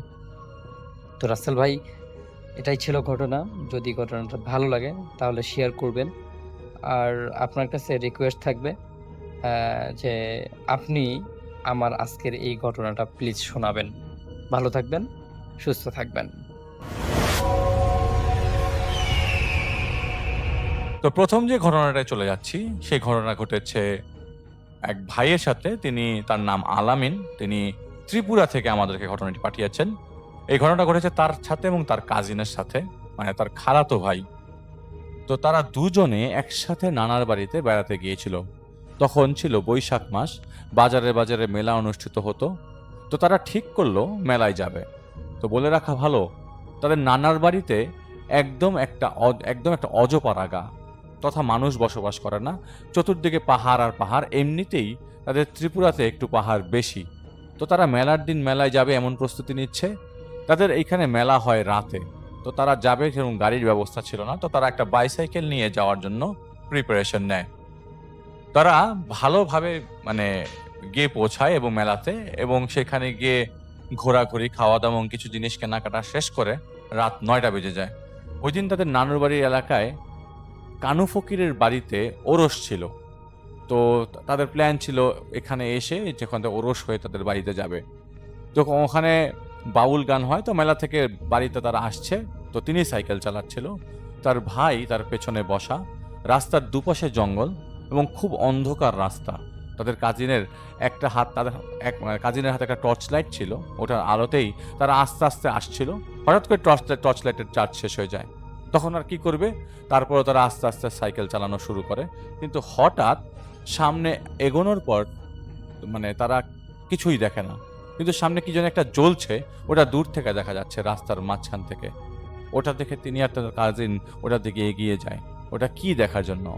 গিয়ে দেখে একটা সাদা ডিমের মতো পড়ে আছে রাস্তার মাঝখানে এবং খুব জ্বলছে, ঝিকমিক করে জ্বলছে। তার কাজিন বলে ওটা তিনি বাড়িতে নিয়ে যায় এবং দেখবে এটা কি। তো তিনি তৎক্ষণাৎ বারণ করে, না এটা নেওয়া ঠিক হবে না, রাস্তার জিনিস। তো তিনি ওই ছেলেটা তার কথা শুনলো না, তার কাজিনটা।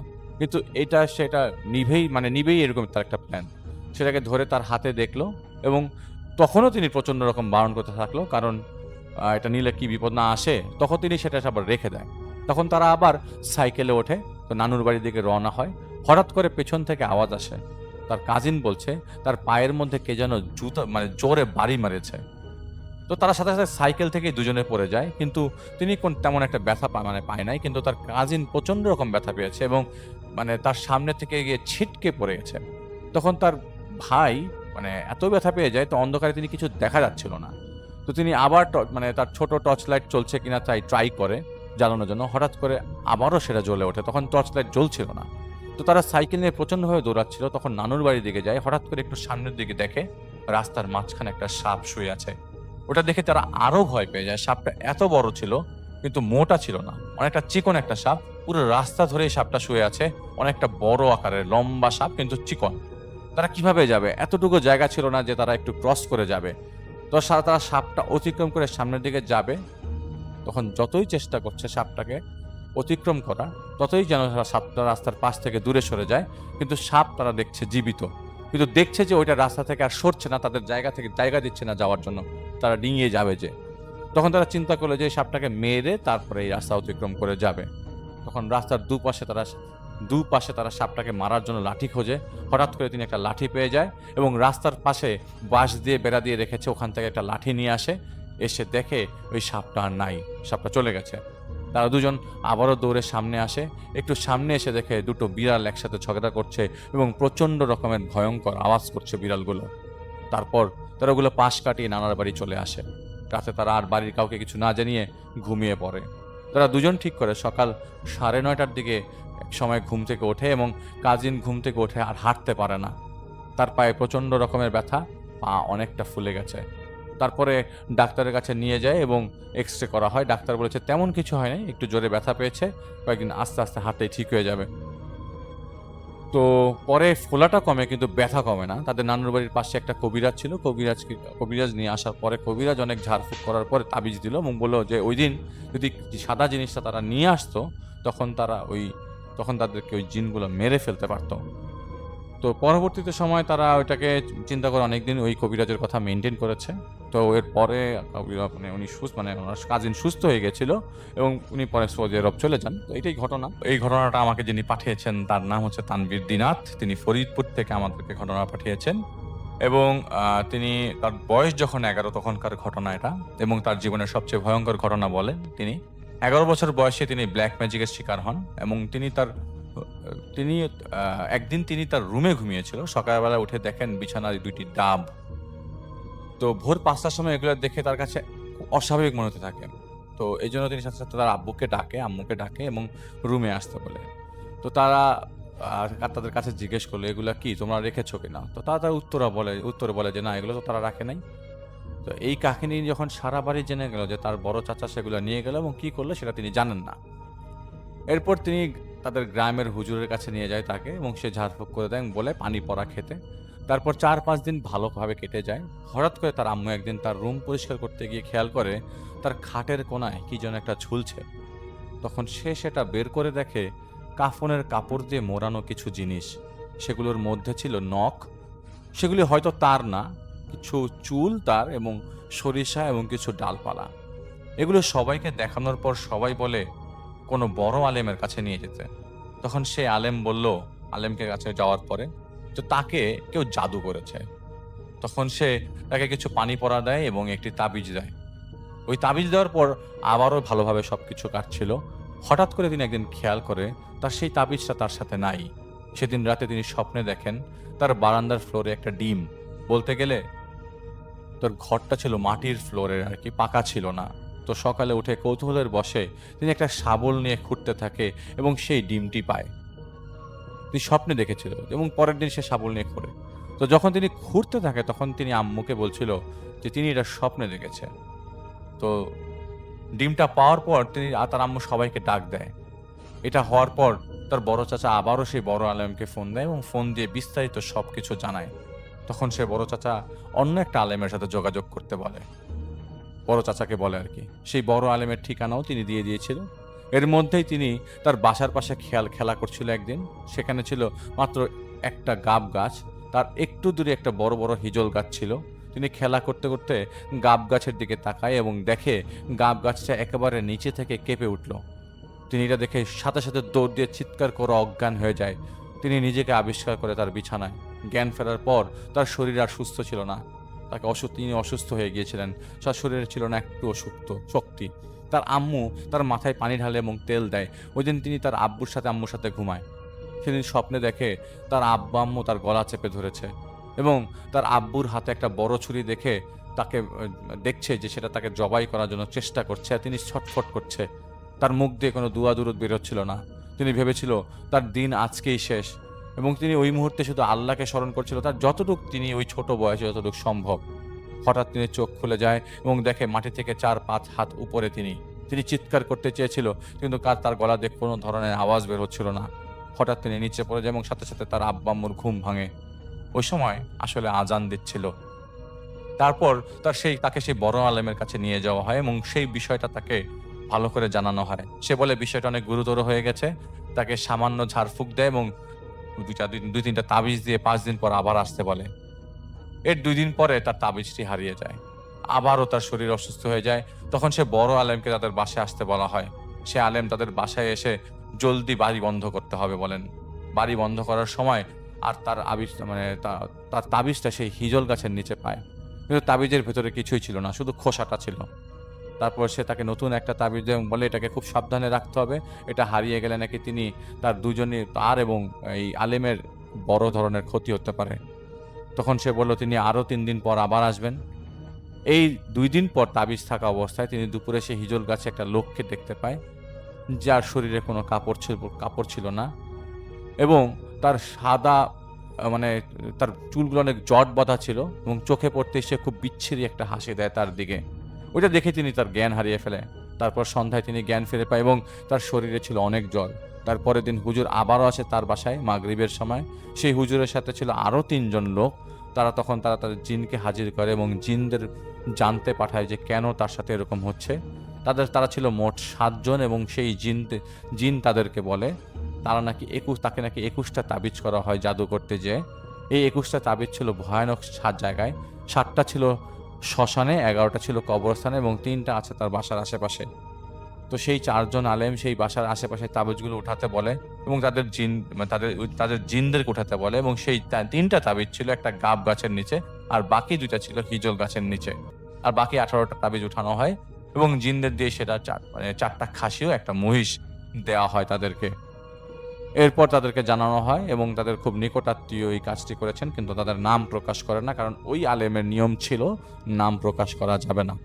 তো এটা ছিল তার সাথে ছোটবেলার একটি ঘটনা এবং তিনি আমাদেরকে পাঠিয়েছেন। তিনি তার জীবনে একটা ভৌতিক ঘটনা শেয়ার করেছেন যা রহস্যের জটে আটকানো। তো তিনি কোনো সমাধান পায়নি এবং কখনো শেয়ার করতে পারেনি কারোর সাথে, কারণ সবকিছুই সবার সাথে শেয়ার করা যায় না। তিনি আমাদের সাথে শেয়ার করেছেন, এটা প্রায় 4 বছর আগের ঘটনা। তখন তিনি বিশ্ববিদ্যালয়ের ছাত্র। তাদের বিশ্ববিদ্যালয় থেকে একটা কনফারেন্সে ইন্দোনেশিয়াতে যাওয়ার জন্য 5 জনের একটা টিমকে সুযোগ দেওয়া হয়। তো তিনি সৌভাগ্যক্রমে সেই টিমে থাকার জন্য সুযোগ পায়। তো তারা সকল কাগজপত্র ঠিকঠাক করার পরে কনফারেন্সের জন্য ইন্দোনেশিয়াতে রওনা দেন। তো তাদের মোটামুটি দীর্ঘ ভ্রমণ শেষে পৌঁছায় তারা বান্দা দ্বীপপুঞ্জের স্পাইস আইল্যান্ডে। ওখানে থেকে তাদেরকে নিয়ে যাওয়া হয় ছোট্ট একটা পাহাড়ের পাদদেশে একটা হোটেলে। পরিবেশটা আসলেই খুব মনোমুগ্ধকর। তখন বিকাল হয়ে গেছে, তারা সবাই মোটামুটি ক্লান্ত। তো তারা সবাই রুমে গিয়ে ফ্রেশ হবে। তাদের 5 জনের রুম, 5 জনের জন্য রুম হচ্ছে 3টা, 2টা ডাবল রুম আর একটা সিঙ্গেল রুম। সমস্যা বাঁধলো, সিঙ্গেল রুমে কেউ থাকতে চায় না। অবশেষে তিনি সিঙ্গেল রুমে যায়, ফ্রেশ হয়ে হালকা নাস্তা করে তিনি বের হয় হোটেলের আশেপাশে ঘুরতে। ঘুরে ফিরে আস্তে আস্তে তার রাত হয়ে যায়। সবাই ক্লান্ত, সুতরাং খেয়ে দিয়ে যে যার রুমে চলে যান। রাত তখন মোটামুটি হয়েছে, তিনি তখন আধো ঘুম। হঠাৎ কারো স্পর্শ পেয়ে তার ঘুম একেবারেই নেই হয়ে যায়। তিনি দেখেন একটা মেয়ে, লম্বা, খুব সুন্দরী। তিনি খুব মোটামুটি সাহসী, সুতরাং ভয় পেলেও বুঝতে দেয়নি। তিনি মেয়েটাকে ঠান্ডা গলায় প্রশ্ন করলো, হু আর ইউ? জিজ্ঞেস করলো, তুমি কে? মেয়েটা বলল যে I am appointed for you. তো তার তিনি বলেছেন যে আসলে মোটামুটি আধুনিক ছেলে, আর তখন এত নাস্তিক টাইপের ছিল তিনি, সুতরাং বিষয়টাকে তিনি স্বাভাবিকভাবেই নেয়। মেয়েটা ভোরে চলে যায়। তিনি সকালে ঘুম থেকে উঠে ফ্রেশ হয়ে কনফারেন্সে চলে যায়। বিকালে ঘুরতে বের হয় আবারও, এবং তিনি খুব স্বাভাবিকভাবে নিয়েছে, সুতরাং এটা একটা হোটেল ম্যানেজমেন্টে কোনো কিছু জিজ্ঞেস করার প্রয়োজন নেই। আর এটা নিয়ে তিনি তার বন্ধুদের সাথে তেমন একটা আলোচনা করেনি। তো যথারীতি তিনি কনফারেন্স করেছে এবং ঘুরে ফিরে শেষ করেছে, সেখানে ঘোরাফেরা শেষ করেছে। তো ওখানে তারা 6 জনের মতো ছিল। প্রতি রাতেই মেয়েটা একটা নির্দিষ্ট সময় আসতো এবং ঘুরে চলে যেত। শেষের 2 দিন তিনি মেয়েটা না আসা পর্যন্ত সজাগ থাকে। মেয়েটা সোজা দরজা খুলে ঢুকতো এবং তিনি মনে করতো হয়তো নিশ্চয়ই তার কাছে রুমের ডুপ্লিকেট চাবি আছে। তো মেয়েটার সাথে তার মোটামুটি অনেক কথা হয়, তিনি অনেক গল্প করেন, এবং মেয়েটা যে ইংরেজিতে পটু না সেটা একদমই না, এবং তিনি যে খুব দক্ষ সেটাও না। সুতরাং অল্প অল্প কথা হলেও তিনি বুঝতে পেরেছেন, বেশি দূর এগোতে হয়নি। তো সব কিছু মিলিয়ে তিনি মেয়েটার প্রতি একটা অদ্ভুত মায়ায় জড়িয়ে গিয়েছিল। মেয়েটার সঙ্গে অদ্ভুত ভালো লাগা শুরু হয়ে যায় তার মধ্যে। তো এই বিষয়টা তিনি শেষ রাত পর্যন্ত কারোর সাথে শেয়ার করেনি। তো শেষের দিন, যেদিন চলে আসবেন, সেদিন ঘুম থেকে উঠে দেখে খাটের পাশে একটা টোকেনের মতো চিঠি, তার উপর একটা নুপুর রাখা। মেয়েটা একজোড়া নুপুর পায়ে দিয়ে আসতো সবসময়। নুপুর জোড়া খুব আনকমন এবং খুব অদ্ভুত সুন্দর। তো চিঠি তুলে দেখলো সেখানে লেখা, ইউ হ্যাভ টু লিভ, তোমাকে চলে যেতে হবে, লিভ, চলে যাও। You will come again and we will meet, তুমি এখানে আবার আসবে এবং আমরা আবার দেখা করব। Please accept my symbol of love and be safe for the day. আমার এই উপহারটি তুমি গ্রহণ করো এবং ভালো থেকো। তো তিনি চিঠিটি এবং নুপুরটি ব্যাগে রেখে ফ্রেশ হতে যায়। তাদের বিকালে চলে যেতে হবে, এই জন্য তারা দুপুর পর্যন্ত ঘোরাঘুরি করে। তো তারা বের হয় সবাই। হঠাৎ হোটেল থেকে বের হওয়ার আগে কেন মনে হলো কেন মনে হলো তিনি সবাইকে দাঁড়াতে বলে হোটেলের রিসিপশনে যায়, গিয়ে বলে যে আপনাদের এই মেয়েটা একটা আসতো, ভালো ছিল, তার ভালো লেগেছে।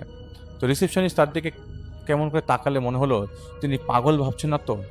তিনি কিছু সময় পর ঠান্ডা কণ্ঠে বলে, আপনার কোথাও ভুল হচ্ছে জনাব, আমাদের এখানে এরকম কোনো মেয়ে কাজ করে না। তুমি কিছুটা আশ্চর্য হয়ে যায় এবং ওখান থেকে চলে আসে। তিনি তার বন্ধুদের সাথেও জিনিসটা শেয়ার করে না, তবে কথায় কথায় এই কয়দিন যে গাইড ছিল তাকে জিজ্ঞেস করে এই হোটেলে এরকম কোনো মেয়ে আছে কিনা। উনি বললেন এখানে নেই, কিন্তু চাইলে বাইরে থেকে কোনো মেয়ে যদি আপনি আনতে চান, মানে ওরকমভাবে মিন করেছেন। তো তারা বন্ধুরা একটা মজা করলো এবং ওই দিন বিকালে তাদের চলে আসতে হয়, কিন্তু থেকে যায় কিছু রহস্য। ওই মেয়েটাকে এবং আবার কখনো কি তার দেখা পাওয়া যাবে কিনা, অনেক প্রশ্নের ভিড়ে থেকে যায়।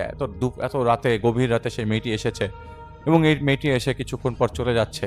এটা একটা রহস্যের মতো ছিল এবং তার সাথে কথা পর্যন্ত হয়েছে। তার কাছে দীর্ঘদিন পর্যন্ত সংরক্ষিত ছিল ওই নুপুরটা।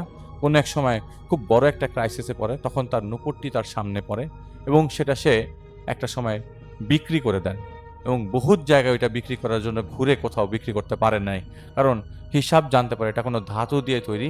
এটাই তার আইডেন্টিফাই করতে, কোন ধাতু দিয়ে তৈরি এটা তার আইডেন্টিফাই করতে পারে নাই। মানে এটা কিসের ম্যাটেরিয়ালের তৈরি।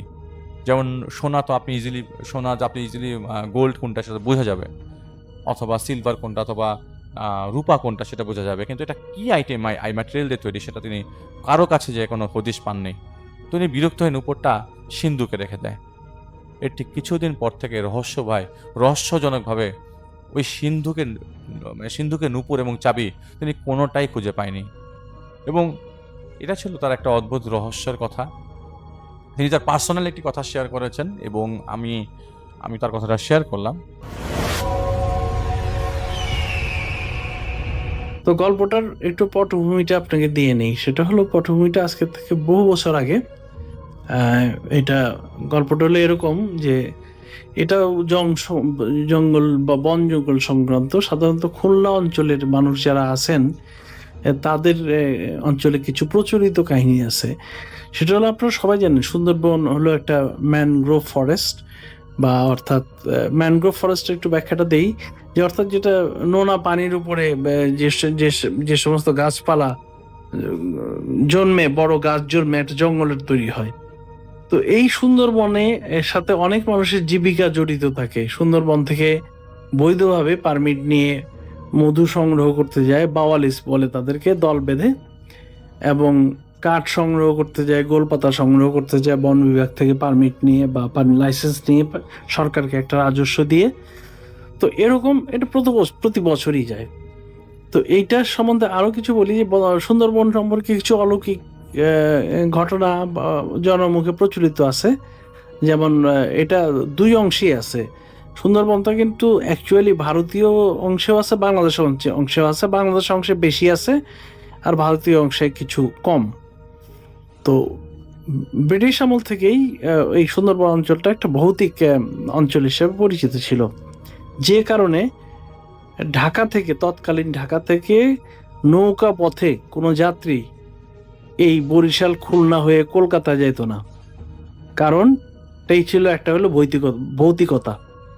তো তারা করতো কি, মানে আমরা যেটাকে পদ্মা নদী বলি, এটা বেয়ে উজান বেয়ে উপরের দিকে যেয়ে তারপরে আবার হাতের বাম দিকে বেয়ে গঙ্গা ধরে, তৎকালীন আমলের কথা বলতেছি আমি, আজ থেকে 100 বছর আগে, গঙ্গা নদী ধরে কলকাতা পৌঁছত। কিন্তু শর্টকাট রাস্তা যেটা সুন্দরবনের ভিতর দিয়ে এসে আপনার বরিশালের ওই দিক দিয়ে এসে, মেঘনা দিয়ে এসে ঢাকা আসা কিন্তু অনেক রাস্তা কম, কিন্তু সেটা তার করতো না। তো আমি যে গল্পটা বলতেছি, যে দলের সাথে, এটা বেশ আগের ঘটনা, 40 বছর তো হবেই। তো একজন ভদ্রলোক ছিল, তো তারা দল বেঁধে আপনার এরকম মধু সংগ্রহ করতে যেত। তো তাদের সাথে একটা অল্প বয়স্ক ছেলেও ছিল। তো সেই ছেলেটার কাজ ছিল যে আসলে এই মধু সংগ্রহ করার সময় ওই আগুন দিয়ে আপনার মৌমাছি তাড়ায় দিতে হয়। তো এখন অবশ্য অনেক আধুনিক হয়ে গেছে। এখন আপনার করে কি, মানুষ ওই মুখের উপরে ফেস মাস্কের মতো কিছু কাপড়ের নেট দিয়ে যায়, এবং কিছু পোশাকই আছে যেটা পরলে মানে হুল ফোটানোর মতো অবস্থায় মৌমাছি থাকে না। তো সেইভাবে এখন যায়। তো তখনকার যুগে সেগুলো ছিল না। তখনকার যুগে তারা সাধারণত খড়ের কুটায় আগুনের ধোঁয়া তৈরি করে মৌমাছি তাড়াই দিয়ে মৌচাক নিয়ে এসে কেটে মধুটা নিয়ে নিত, এবং বাকিটা অংশ ওই মোম যেটা হতো ওটা মধুর মোম বলা হয় আর কি। তো সুন্দরবনের অংশের মধু, এবং এটা বাংলাদেশের বিখ্যাত।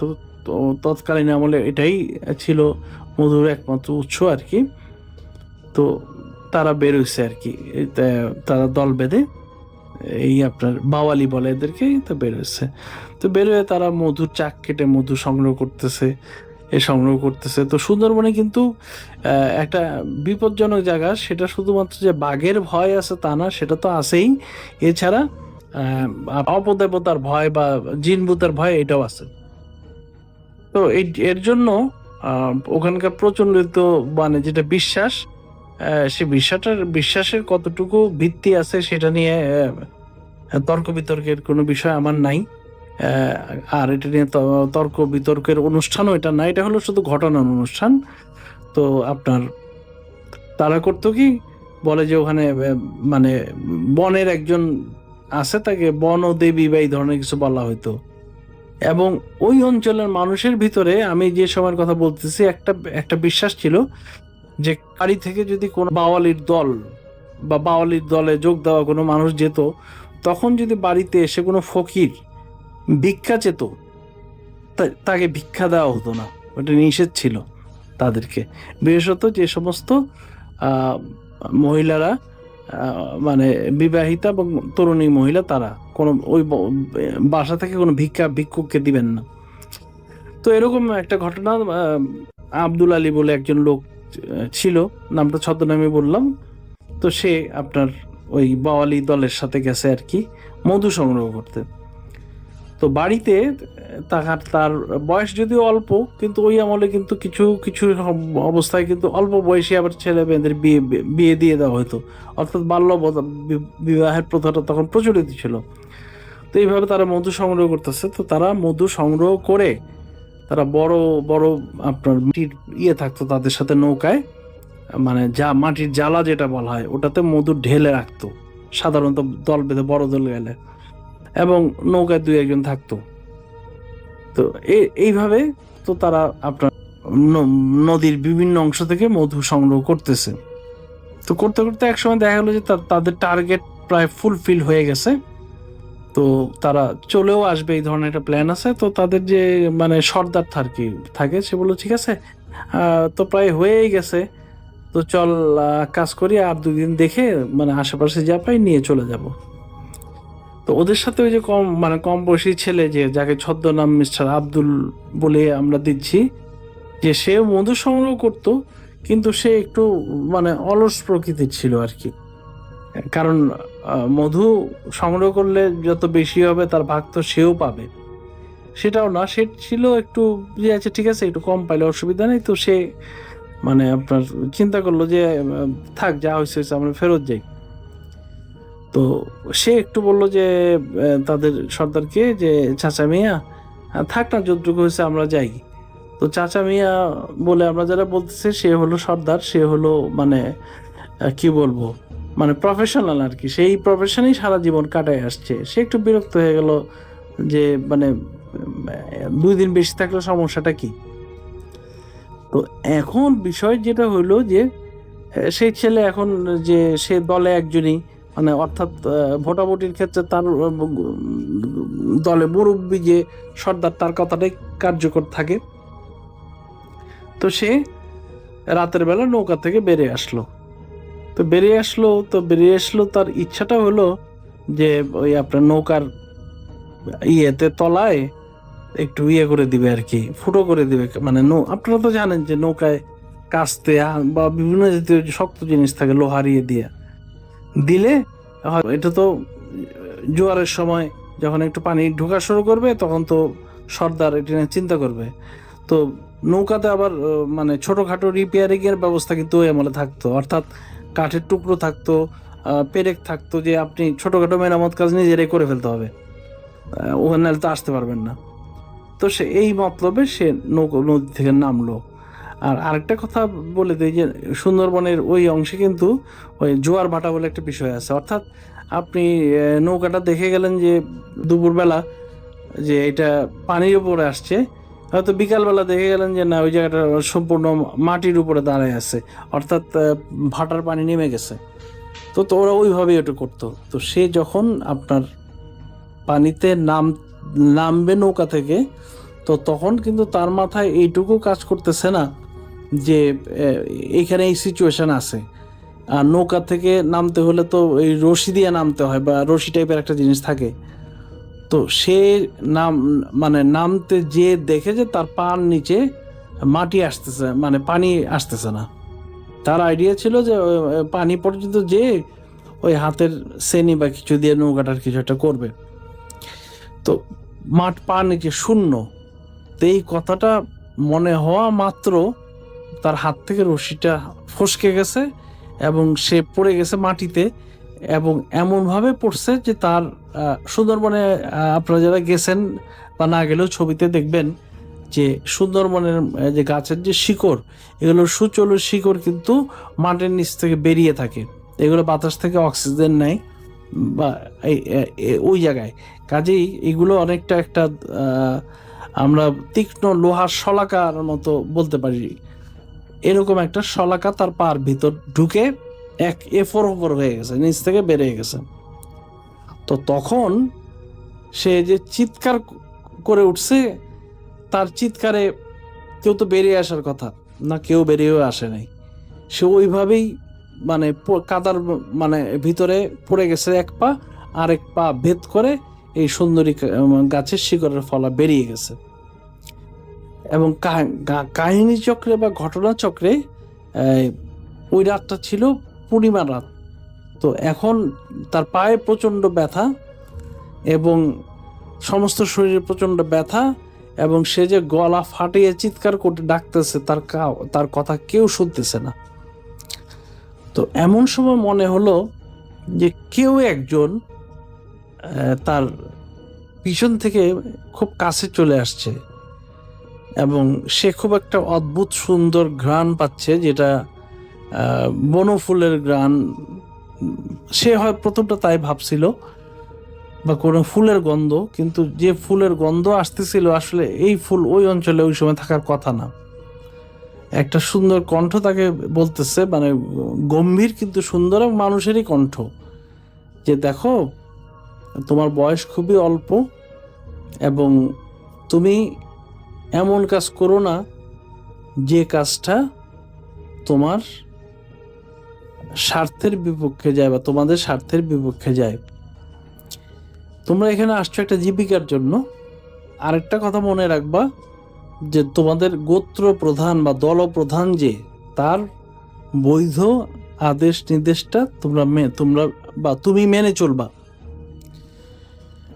তোমাদের যে সর্দার, তিনি একজন অত্যন্ত আল্লাহ ভক্ত পরহেজগার মানুষ এবং দীর্ঘদিন ধরে উনি এই পেশায় জড়িত, এবং তুমি এই নৌকাটার ক্ষতি করতে চাইছো বলে আমি তোমাকে ফেলে দিছি। এখন তুমি আমার দিকে মুখ ঘোরাবে না বা আমাকে দেখতে চেষ্টা করো না। তোমার বয়স খুব অল্প, এই যাত্রা তোমাকে বেশি কিছু আমরা করলাম না বা আমি করলাম না। এর ভিতরে অনেকেই থাকে, অনেককে তোমরা দেখো, অনেকে দেখো না, আমরা সবাইকেই দেখি। তো আমাদের ভিতরে তোমাদের মতোই মানে মানুষের মতোই দু ধরনের আছে, কেউ ভালো কেউ মন্দ। আজকের থেকে তওবা করো যে ভবিষ্যতে এইরকম অন্যায় কাজ আর করবা না।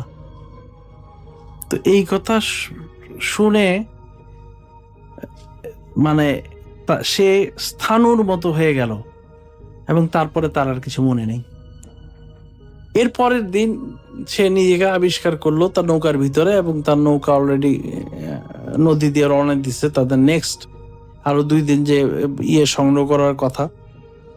তার পায়ে গাছের শিকড় বাকড় দিয়ে পট্টি জড়ানো, কারণ ওখানে তো ডাক্তার বৈদ্য এগুলো থাকার কথাই না। তো তখন যখন সবাই নৌকা থেকে নেমে গেছে, তো তখন তাদের যে দলপতি ছিল বা দলনেতা, সে এসে তাকে বললো যে দেখো তোমাকে আমরা পাইছি নৌকার নিচে, যতক্ষণে তোমাকে আমরা পাইছি ততক্ষণে কিন্তু জোয়ার শুরু হয়ে গেছে, আর কিছুক্ষণ দেরি হলে তুমি পানির নিচেই থাকতা। তোমরাকে আমরা টেনে উঠাই দেখি যে তোমার পায়ে একটা মানে গভীর ক্ষত। সেই ক্ষতটা সুন্দরী গাছের ওই শিকড়ের জন্য হয়েছে। কেন হয়েছে সেটা আমি জানি। ভাগ্য ভালো যে তুমি একজন ভালো অশরীর সামনে পড়ছিলে। তো ভবিষ্যতে তুমি কেন এই কাজটা করতে গেছিলে সেটাও আমি জানি। এটা নিয়ে বিস্তারিত ব্যাখ্যা বা আলোচনা আমরা কাউকে দিব না, বা তুমিও আলাপ আলোচনা করতে যেও না। এবং আমি আল্লাহর কালাম পড়ে কিছু তোমাকে নামাজের পরে ফু দিয়ে দিব। তোমার হয়তো সামান্য জ্বর আসতেই পারে, এটাকেও তুমি করবা না, এবং এই গল্পগুলো কারোর কাছে প্রকাশ করো না। তো এরপর তার ক্ষতটাও আস্তে আস্তে শুকায় গেছে, তো তার জ্বরও আসছিল, সেটাও চলে গেছে, এবং সে তারপরে অনেকদিন পার হয়ে গেছে, কিন্তু তার পার ক্ষত শুকায় গেলেও সেই আমলে যথাযথ চিকিৎসা দেওয়া সম্ভব ছিল না, এবং বাড়ি আসতে আসতে তার পাটা ক্ষত তৈরি হয়েছে। তো সেই আমলের ওষুধপত্রের ফলেও চিকিৎসার ফলেও তার শরীরে একটা ক্ষত রয়ে গেছিল। সে একটু খোঁড়ায় হাঁটতো, যে ওই পায়ে কোনো সময় ঠিকভাবে হাঁটতে পারতো না। তো সে পরবর্তীতে গল্পটা শেয়ার করে তাদের, সে যখন আরও পরে অনেক বড় হয়, বিয়ে শাদী করে বা সব কিছু করে, পরে বাচ্চারা বড় হয়, বা সে তখন তার যে মানে গল্প জীবনের এই ঘটনাটা বলল যে এটা ভৌতিক কিছু আমি যে দেখছি তাও না, কিন্তু আমি জিনিসটা ফিল করছি এবং আমার ওস্তাদ পরে ফিল করছেন এবং তারপর থেকে প্রতিক্রিয়া করছি যে এই কাজ কোনোদিন করব না। তো পরবর্তী জীবনে সে বাওয়ালি হিসাবেই জীবন পার করে দিছে। মানে যে যার কথা বলতেছি আর কি, সেই আব্দুল করিম সাহেব। এবং আমি যখন শুনছি ততদিনে তার বয়স অনেক, তার বয়স তাও 50-এর কাছাকাছি হয়তো হয়ে গেছে বা তার বেশি। তো এইটাই হলো আজকের মতো সুন্দরবনের ঘটনা। তো সুন্দরবনের আরও অনেক ঘটনা আছে, এটা আপনারা সব জায়গায় শুনতে পারবেন।